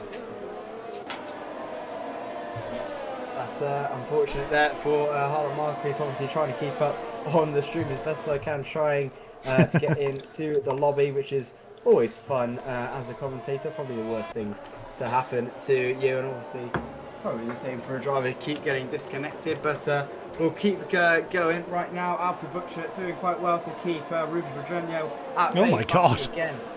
The track limit penalties are coming in thick and fast. Jack West, Carter Lundy and Primoz Miklovic all getting a track limit penalty, and we're only on lap 7. So again, that could still play a part in it. So that's Parnell, Tier 10, WOR and Shazoo all with the car with a penalty. Simon Pirani has been slowly closing back in on this pack. I was just jumping in briefly there. There he is in the Alpine. That's the most useless camera. Thank you, Auto Camera, for that one. So there he is. You can now see Harlan Marquez ahead of him. That'll be infuriating, the amount of time he lost just because of the jump start. And as the leaders come through, and now you're seeing Jonah Martins looks like he's going to be under pressure from Jack West now for that 5th position. Surely, Jonah, get the car. No, he's carrying on. He's sticking with that plan. Okay, you know what you're doing, so we'll see what he's able to do, but I can't see how is he going to try and push those so that mediums become a thing. I surely he's going to lose too much time doing that, but we will see. We will see. How much driving experience have you got in this game, Josh? Quite a few on Xbox, if I'm being honest. Not a lot on PC. I've driven a few of the USA tracks. Probably not my favourite at all, but it's fairly hard on the tyres. It's a lot of degradation, mainly through into sector 1. So you kind of want to pit. Well, for the softs, maybe you're looking fairly early, around 10 to 12 if you can. My usual strategy is just to go as long as possible, and when you start feeling it's no longer drivable, come into the pit lane, which is probably not the brightest idea to have, but we'll have to wait and see what Jonah Martins is gonna do. I still can't find my way through into the lobby, so if anyone is not in the lobby, I would very appreciate a invitation, but hopefully I can try and get in as quickly as I possibly can. But it's definitely going to be interesting how the strategy plays out. Obviously the mediums will probably go to try to around 20%, well 20 laps, 20 to 18 laps is probably going to be where the mediums are going to go to try and go 10 laps on the soft compounded tyres, but we'll have to wait and see how the strategy plays out. A few tweaks will probably happen towards all the teams, so we'll have to wait and see how it plays out in the end. Well, Jonah Martins has gone on again, so it looks like he may well be sticking to 10 laps as suggested. I thought he'd be in earlier than that, but we will see. We'll see what he does. Alfie Butcher's not kind of pressed on. He's just minding his own business, using very little energy up front. He's not pushing to try and build a gap. He's just sticking to where he is. I would imagine Jonah is pushing quite hard. Again, still 60% in the battery. So, you know, he's keeping a decent amount of energy in hand. And Jack has yet to try and make a move on him in the AlphaTauri. But, you know, that could well change. The more the laps tick by, the more those softs are going to scream enough. Bit of a gap for me behind Carter Lundy towards Tom Roberts in 10th position. There it is, you can see it there. So Carter is the back of the lead train DRS. Was a lead DRS train. Try that sentence entirely again. Now, is Jack close enough? No, Jack isn't close enough to make a move. It's, again, about 50% in the battery, as you can see. So not he has pushed a bit. Caden Lute, as Primoz Miklovic is losing positions all over the place. My word, what's happened there is Alberto Barros nearly slams into the side of Caden Lute. So what on earth happened there? So Primoz already has a penalty, as a track limits penalty to deal with. And now he's just lost 14th and 15th position in the blink of an eye, down at turn 12. So all is not well in that particular Aston Martin, it seems. Back up towards the front, Alfie Butcher still minding his own business. And there goes Martins. So Johnny Martins has now finally brought that car in. What's he going to go on to? He's going to go medium, isn't he? Yes, he is. So that's medium tyres then, going on to the Aston. That's why he pushed the softs so far. We'll see if that plays out for him. Now, he's going to, of course, come out ahead of Sergio Sobrino, who had to have a new front wing at his pit stop, hence why he's on the hard tyres at this stage. Is Perony in the group yet? Not quite. He's almost there. He's just half a tenth away, not even that, from getting DRS again and really joining in this particular fight.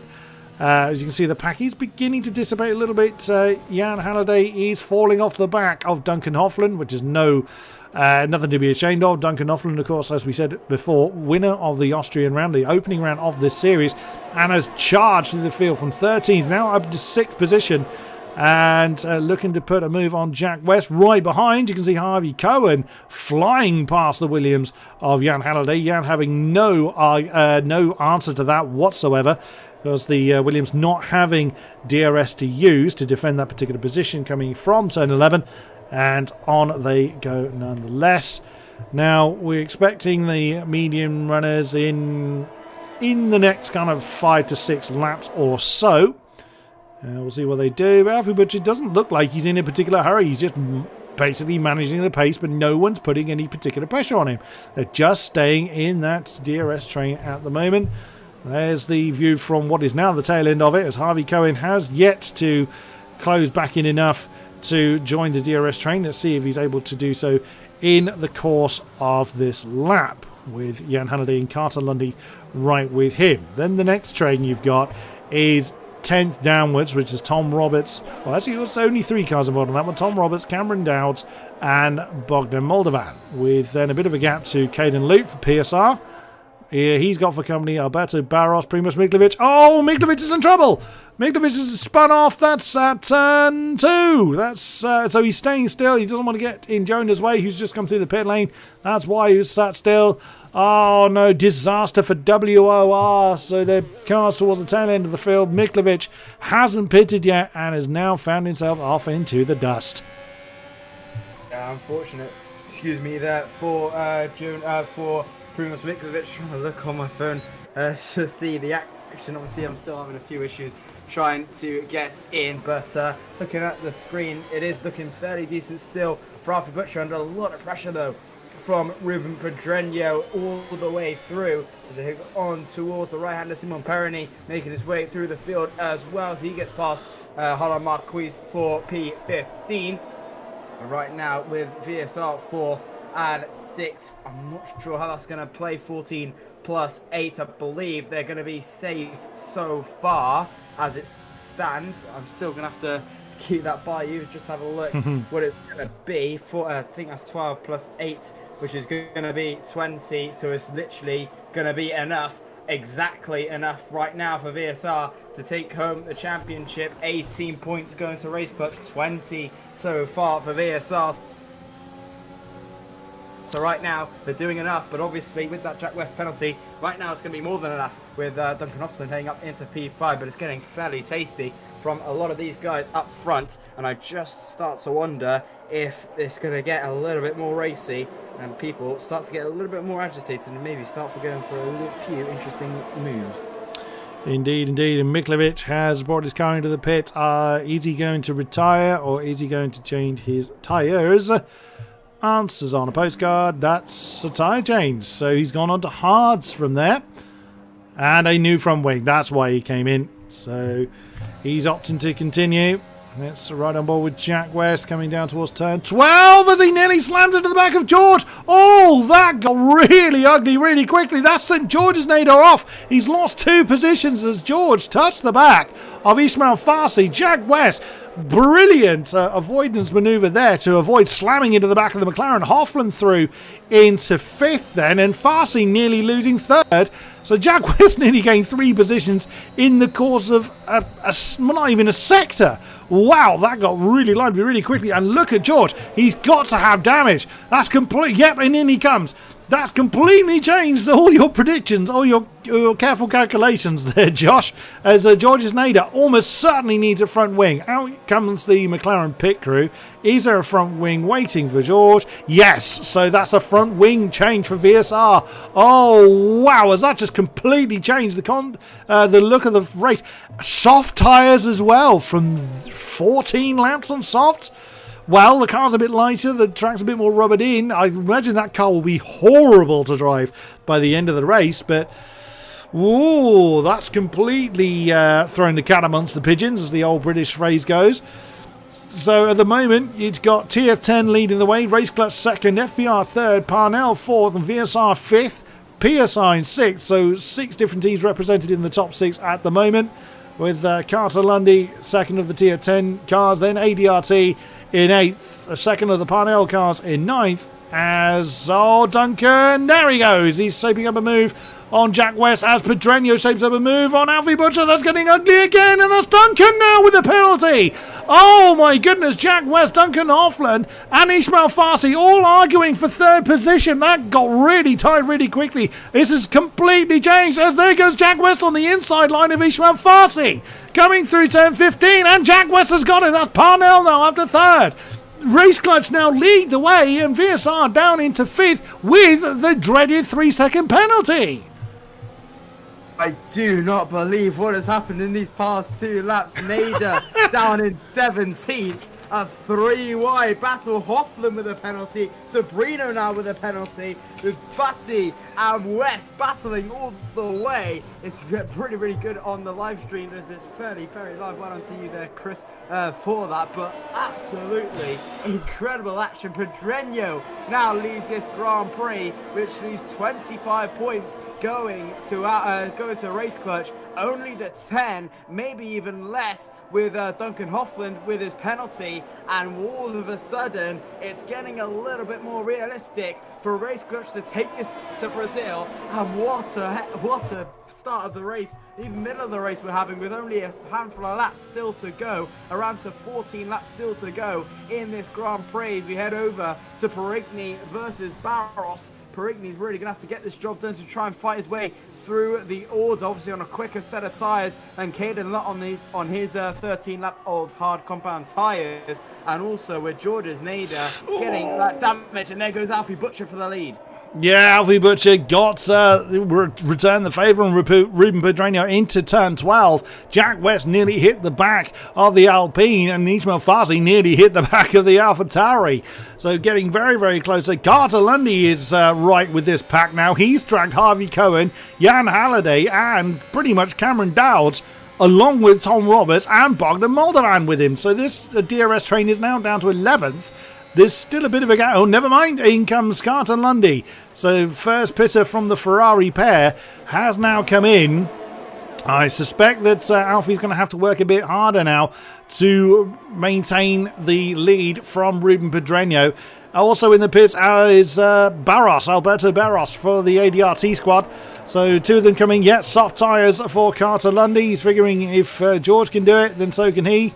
And George Nadar with the fastest lap of the race, but of course some distance behind the rest of the field. Oh, he's coming up right behind Carter Lundy. That's not what he would have wanted. Of course, Carter's tyres are that little bit fresher. I mean, if anybody can make up that deficit, George certainly can. He's a blindingly quick driver, as he proved in the last 2 races. 2nd in China, win last time out in Mexico. So you can never ever discount them. Look how close Farsi is.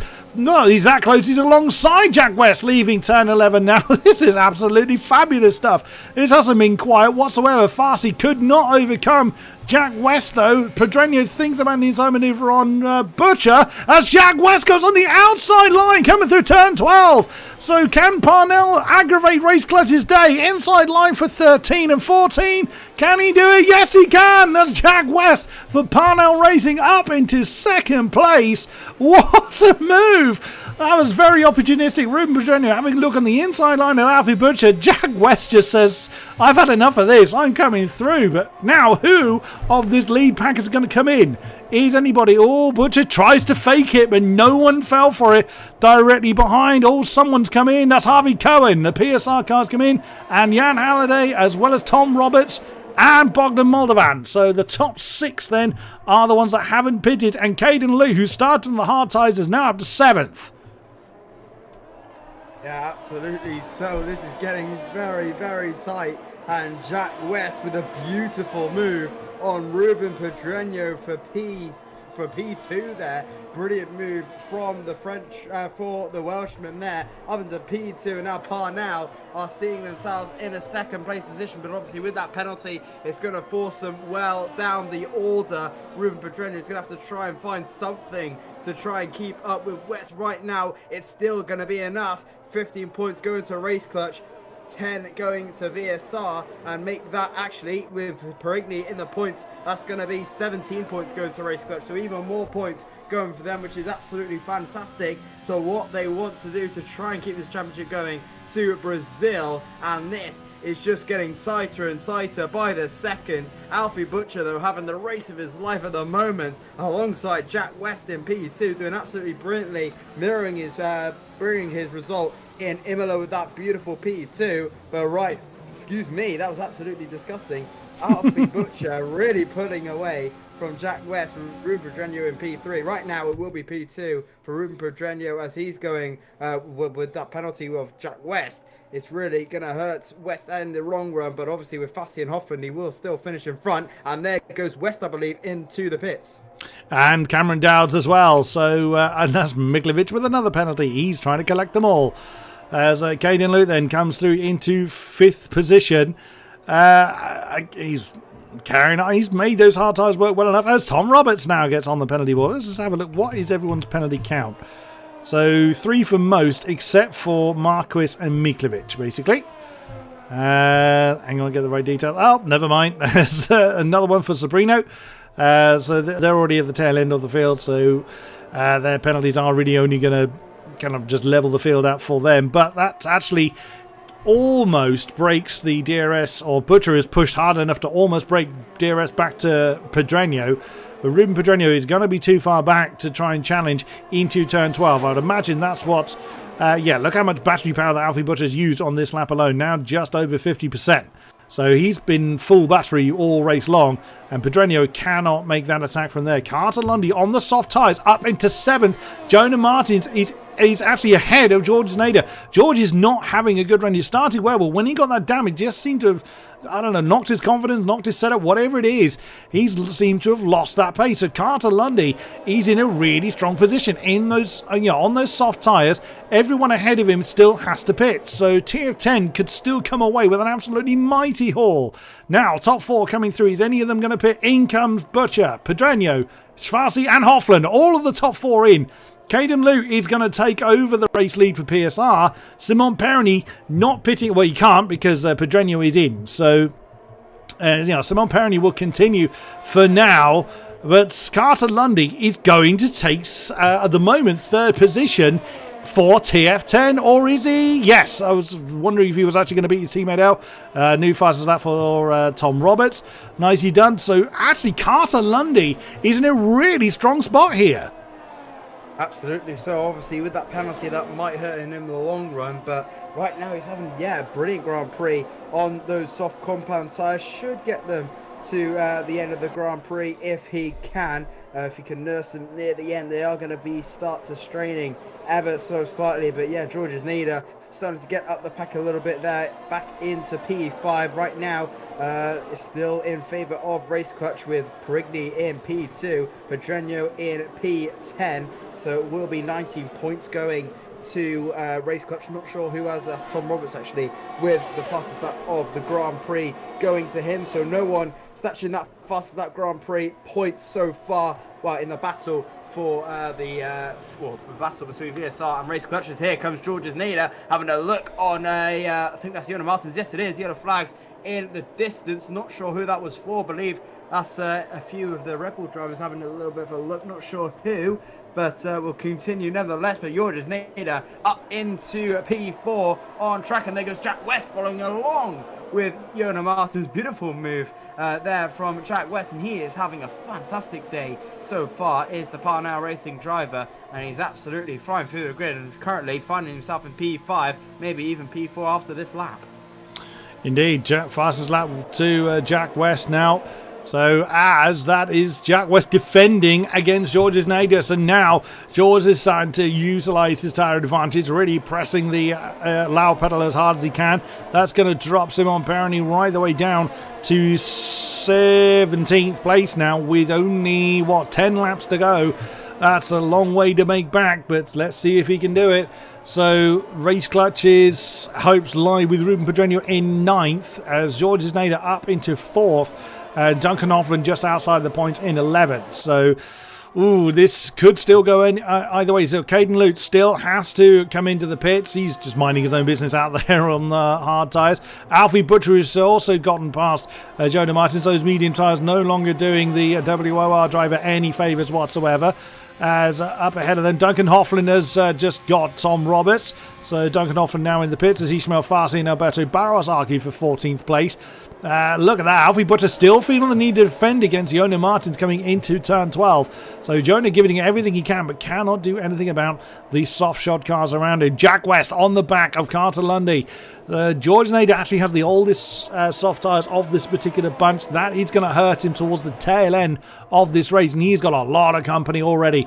So that, we'll see how that undoes itself, or if indeed it undoes itself, as Jonas Martins now gets on the penalty board. There's less drivers without a penalty than with one right now.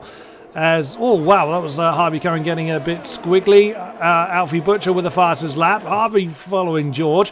Then Alfie Butcher trying to do something about it as well as Georges Nader and Harvey Cohen get very close, coming through turn 1. We're right on board with Alfie Butcher right behind. Harvey then gets on the inside line at turn 2, and Alfie could not follow through. He was trying to, but could not overcome Georges Nader there as Jonas Martins is out of DRS. Oh my God! Alfie Butcher determined to try and make a move through the twisties at the end of Sector 1. You've got to be a brave or daft man to try and make a move there.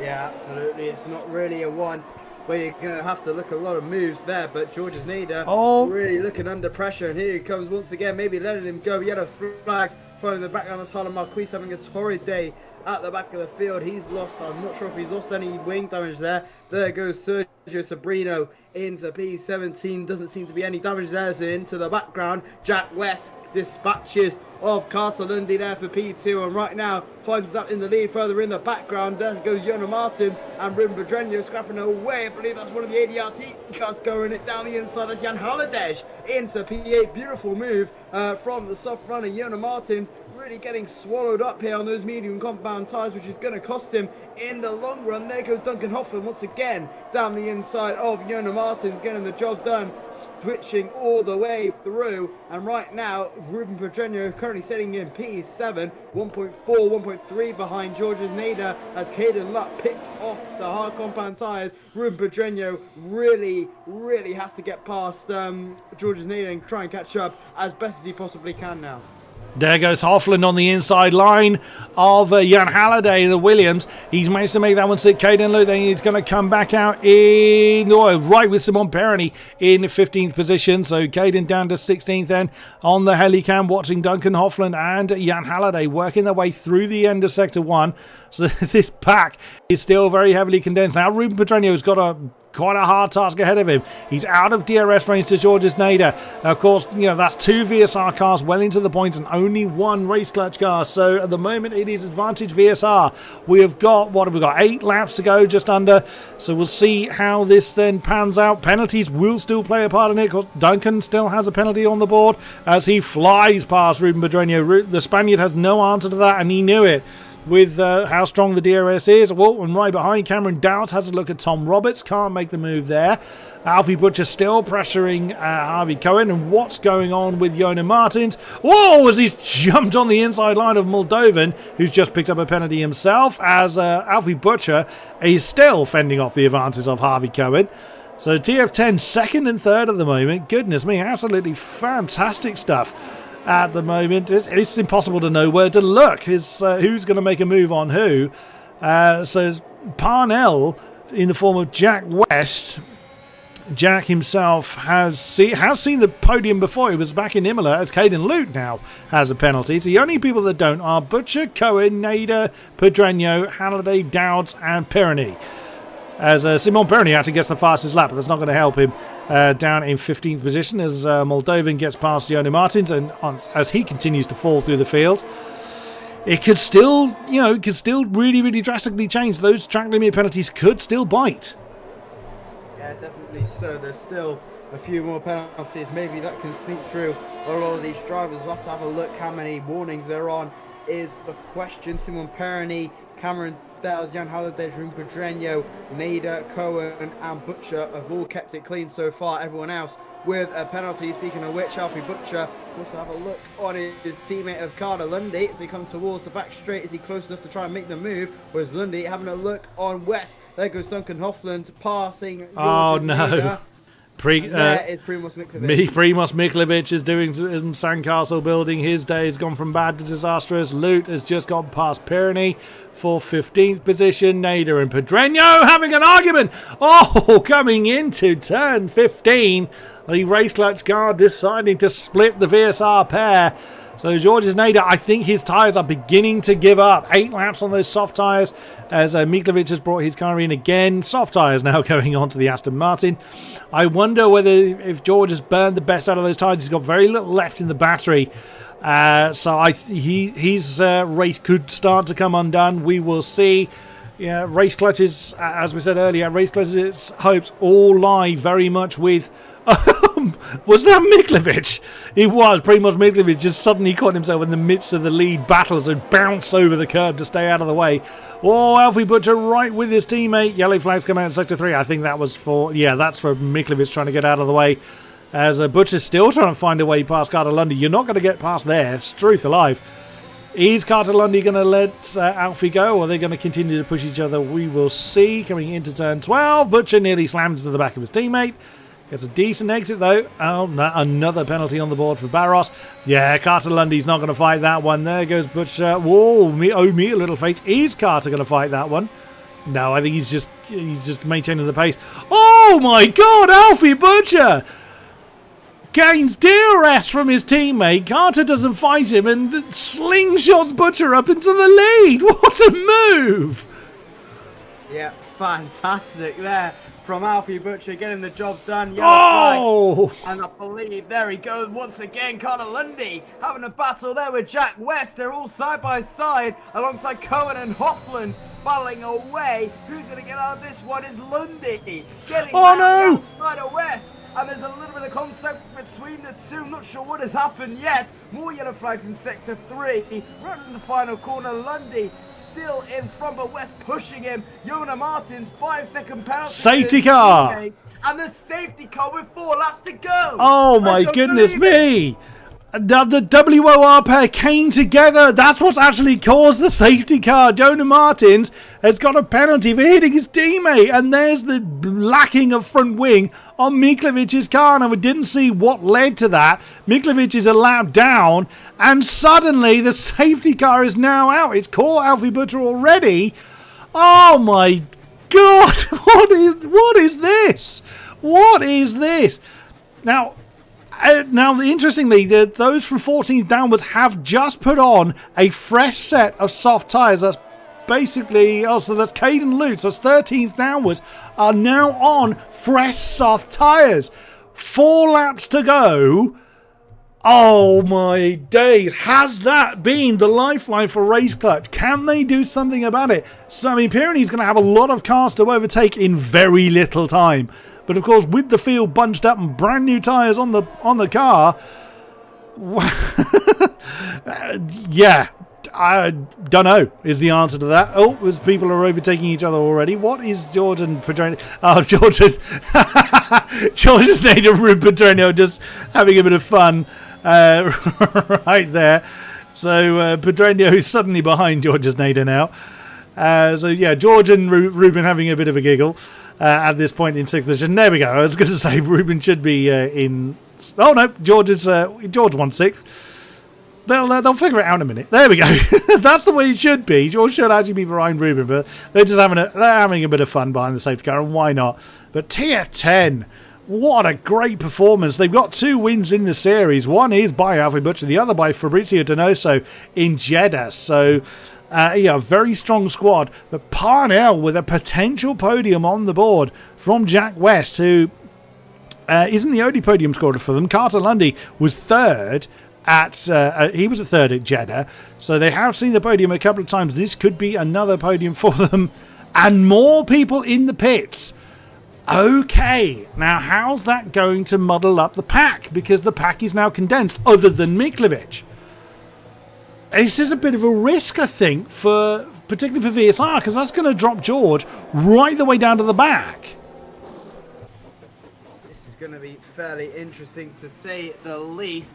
It's going to be fairly interesting how this is going to play out. This is going to have to be a mega 3 laps for the people who are pitting now, which is Georges Nader, Tom Roberts, Jan Haladej, I believe Primoz Miklovic as well. Everyone on the fresh, soft Compana tyre are really going to have to push the hell out of these tyres if they want to try anything in this Grand Prix. They're really going to have to do bits if they want to try and get as many good positions as possible. It's gonna be Alfie Butcher who leads them away, Carter Lundy in P2, Jack West in P3, everyone with 3 second time penalties, apart from, I believe, Alberto Barras and Harlan Marquis and a few others, I'm 100% sure. Hopefully I can try and join the lobby as best I can. Don't think I will, as I can't really join off Steam, so if anyone is in the spectator box, I'd love an invite, thank you very much. But hopefully we can try and commentate over these final 3 laps, which is going to be absolutely sensational. And with the championship on the line for VSR, this could get very, very hairy. We've seen a fairly interesting safety car restart at Austria, which caused 11 cars to finish. Hopefully we don't see the same. All 20 still in the race with 3 laps to go, which will end up into 2. It's going to be fairly exciting. The safety car is in this lap. Safety car is in. Right, let me bring up the tyre count so we can see how many laps each set of tyres has done. Now that brings Caden Lute, who started on the hard tyres. He's now in 9th on the freshest set of tyres of all. So don't discount the PSR Haas there. He could well have a bit of a stormer. Simon Perroni is in the points now. Only one VSR car of Duncan Hoffman is in the points right now. Georges Nader down in 15th. Oh my days. All bets are off as far as I'm concerned. Jack West looking to try and overtake Carter Lundy already. You can't do that. All right, let's ride on board with the Parnell Racing. Here we go. Alfie Butcher gets this race underway. 3 laps to go. Is Carter Lundy going to attack? Coming up into turn 1. Is Alfie Butcher going to let him go? Primoz Miklovic has retired his car. Along with Tony Martins, there goes Jack West. Hits the inside line of Alfie Butcher. Carter Lundy now leads the way. That's a hopeless camera. Let's get off of that one. Sabrino and Fassi have swapped round for 13th position. Let's have a look at where's Hoffland. There he is. Lead VSR car in 5th. Pedreno right behind him. Where is Perroni? Perroni's in 10th. Nader in 15th. So both WOR cars have retired after having caused this safety car, lad. Where is Caden Lute? There he is on the back of... Oh, that's getting spicy. Is Moldovan is and side by side with Lute. Barros and Perroni side by side. So Perroni's still having an argument for hanging on to 10th place. No DRS available to anybody just yet. There goes Lute on the inside of Moldovan. Oh my days, that's Marquis on the inside line. Whoa! I know it was Barros, I beg your pardon. Now Pirani is up into ninth. Can he hold that one? Yes, he can. Whoa, he's getting close up front as Dowds is having an argument with Pedreño as Pirani nearly slams into the back of Lute. I can't say the words quick enough. There's so much action going on. And there goes Pirani on the inside line of Lute as well. Struth, that's Pirani now up into 8th position from having to serve a drive-through at the beginning. My goodness me, there he's going for Dowds already into the final turn. Again, that's what he needed to do. He needed to get these moves done quickly. Halliday now has a penalty. Bearing in mind, Hoffland has a penalty as well. This is going to be, well, that's going to be devastating for Hoffland as he now gets involved with Cohen. As Dowds tries to get past Pirani, he can't quite do it. Side by side for the McLaren and the Haas, coming down towards turn 2. West is nailed to the back of the Ferraris. Struth, Lute and Dowds still arguing over 8th position now. I cannot look in every single direction at the same time. My goodness me, Dowds is now down into, he spun off. That's going to put the FVR cars right at the tail end. Oh no, Cameron Dowds. That's such a shame. Eastbound Farsi's had trouble as well, so the FVR car is now 16th and 17th. My throat is raw. The RC guys are swapped round as well, so Pirani now ahead of Pedreño. Absolutely, this is getting really, really tight right now. Race clutch with Perigny in 6th. This will be 3rd for Perigny, 4th. No, it will not. It'll be 4th for Perigny and 5th for Pedreño, with Harvey Cohen getting P3 at the moment. And Perigny can do anything. And they're still battling away. Caden Lutt with a 3-second penalty. Here comes Perigny, as we just saw down the inside of Cohen. That's P3 now for him as Ruben Pedreño knocked down into 10th. And it's all happening. Pedreño's got a penalty now. So now that's one driver from FSR and from Race Clutch. As, my goodness, as Alberto gains a 5-second penalty for cutting and gaining a place. Here comes Nader, trying to get a move. No, he can't get it done. Oh, can he on the outside line? Now DRS is available for the final lap of the, beg your pardon, for the last 2 laps of the race. Georges Nader in 10th. Where on earth? Pedreño's pitted. Ruben Pedreño for Race Clutch has retired as Nader now up into 9th. That's completely changed. But Pirani is now to 3rd and Hoffland spun. Duncan Hoffland has spun. Oh no, from 3rd or 4th, he's now last. Oh my goodness, talk about lifeline for Race Clutch. They lost one of their point scorers, but now so is VSR. My goodness me. So now Pirani into 3rd keeps Race Clutch's hopes alive. I do not believe my eyes. Duncan Hoffland spinning away. It thought it might my God! Carter Lundy! Carter Lundy's in trouble! His tyres are dead, but Alfie Butcher's not having any of it with 9-lap-old tyres. He nails him at Pirani as Pirani nearly hits the back of the Ferrari. Final lap of the race. It's do or die, all or nothing. Pirani tries to get the inside line coming down towards turn 13. Can't make it stick. Jack West is the best camera car in the world right now as he tries to get on the inside line to Pirani. Can't make it done. Bounces off the side of the Alpine. Pirani wants the win. Butcher does not have a penalty. Neither does Pirani. Where the hell? Nader is down into 7th. He's not going to gain any more. But Carter Lundy. Whoa, Harvey Cohen gets Lundy. This is absolutely nuts, but it looks like it's going to be a win. Carter Lundy's retired, but he's now out of the picture. So the win goes to Alfie Butcher for Tier 10. Simon Pirani 2nd. Harvey Cohen 3rd. Georges Nader comes home in 4th at the end of that. Wow. What an insane end to this, what was already shaping up to be a great race. Driver of the day, Cameron Dowds. Well, go for it. I've lost track entirely. My brain is absolutely mush after all that. But Tier 10, take a bow. I mean, talk about determination. But fair play, Simon Pirani from a bonkers drive-through to coming home, being last and battling through to 2nd.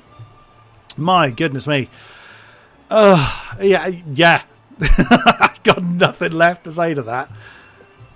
Oh my goodness me, I cannot believe that. Harvey Cohen takes PSR's first podium as well for them. What a day it has been for so many people. But at the moment, we have a championship decider to go to the final rounds. Race Clutch versus VSR. And absolutely, I cannot believe my eyes with Perroni getting into P2. I thought it was going to be over with, I believe it was Pedreño retiring early on, but Perigny just got the job done, and a little bit of a luck came with their side with Duncan Hoffland's spin. Georges Nader finishing up in P4 there, but Perigny keeping the business alive, keeping it going for Race Clutch, and he keeps the championship alive for Race Clutch there, and it is going to be a final race dash for the victory, for the championship. Race Clutch versus VSR. It will not be decided here. It will be decided next week in Brazil. We've gone the distance, which is what you love to see in league racing, and we have gone the distance there today in USA. I cannot believe that. Obviously, unfortunate I couldn't get in to the lobby myself. I was watching it on a couple of seconds delay, but oh my goodness. I don't Wow. have the words for that. My days. Absolutely bonkers. Are we going to have a chance to chat to some of our drivers, I wonder? That's going to be the next question. You're going to have to keep an eye on that, because of course I'm streaming the Discord to see our lovely mugs on the camera. But it'll be great to have a chat to some of our drivers to see what they've got to say after that absolutely nuts finish. And we certainly hope that you lovely people watching along enjoyed it as much as we did, because that was fabulous. I haven't screamed that much in ages. Wow. I did say that COTA tends to generate some amazing racing, and oh wow, did it deliver. And Brazil will be just as good. Fabulous stuff there. And that's a really difficult circuit to overtake on, is Interlagos. So qualifying is going to be very, very crucial. Absolutely. So Brazil, obviously, definitely one of those tracks. It's always going to be difficult to overtake with the nature of the track, but soft car, all the tyres can go quite the distance. The track limits fairly low there, so you can pretty much go quite a while on soft compound tyres. So it's definitely going to be interesting how that plays out. It's going to be so interesting, that final round. Obviously, VSR will still have that advantage going into there. Obviously, it's a slimmer one now with Race Clutch's P2, but Race Clutch really clutching up, if you like, with that P2 there. But it's going to be so interesting at Brazil. Definitely, as you said, qualifying may even determine the end of the race, but with what I've just seen there, it definitely probably won't, with absolutely fantastic racing all the way through. Got a little bit interesting near the end. But absolutely, that's what you need to do when championships are on the line. You just have to take that risks. Otherwise, what's the point of driving? Sometimes. But I still can't believe that. But what an absolutely fantastic race we've just witnessed, and I'm sure we're gonna have a very, very interesting decider going into the final round. I have absolutely no doubt about that whatsoever. Has anybody come forward to have a chat with us, Mr. Davis? I don't think so. So I've tried to invite them, but I don't think we're getting any response, unfortunately. That's fine. We will leave them to it. So at this point, we will thank you, lovely people, for watching us either live or post-event. We very much enjoy your company. Thank you very much to our drivers putting on such an incredible show. A Race Clutch hanging on in there until the very last. VSR dropping the ball a little bit, but still fighting through with some amazing recovery drives, particularly from Georges Nader. And of course, thank you very much, Josh Davis, for joining me, Chris Buxton, in the commentary box. Oh my goodness me, what a race we've had, and a great pleasure to share the box with you, good sir. Yeah, thank you very much. It's been really, really good to commentate with you. I think that's the first time, so hopefully you get a little bit of more time together sometime once again. But yeah, it should be really, really good. It was really, really good fun today. Obviously, a few PC issues having dictating my absence, but hopefully it was all okay near the end. But should be a very, very interesting finale, and it's going to be a very, very interesting race going into Brazil next week. Indeed, as Josh says, next time out, the grand finale, still the championship to decide at the wonderful Brazilian circuit of Interlagos. Join us then, same time, same place. Until next time, thank you very much, and good night.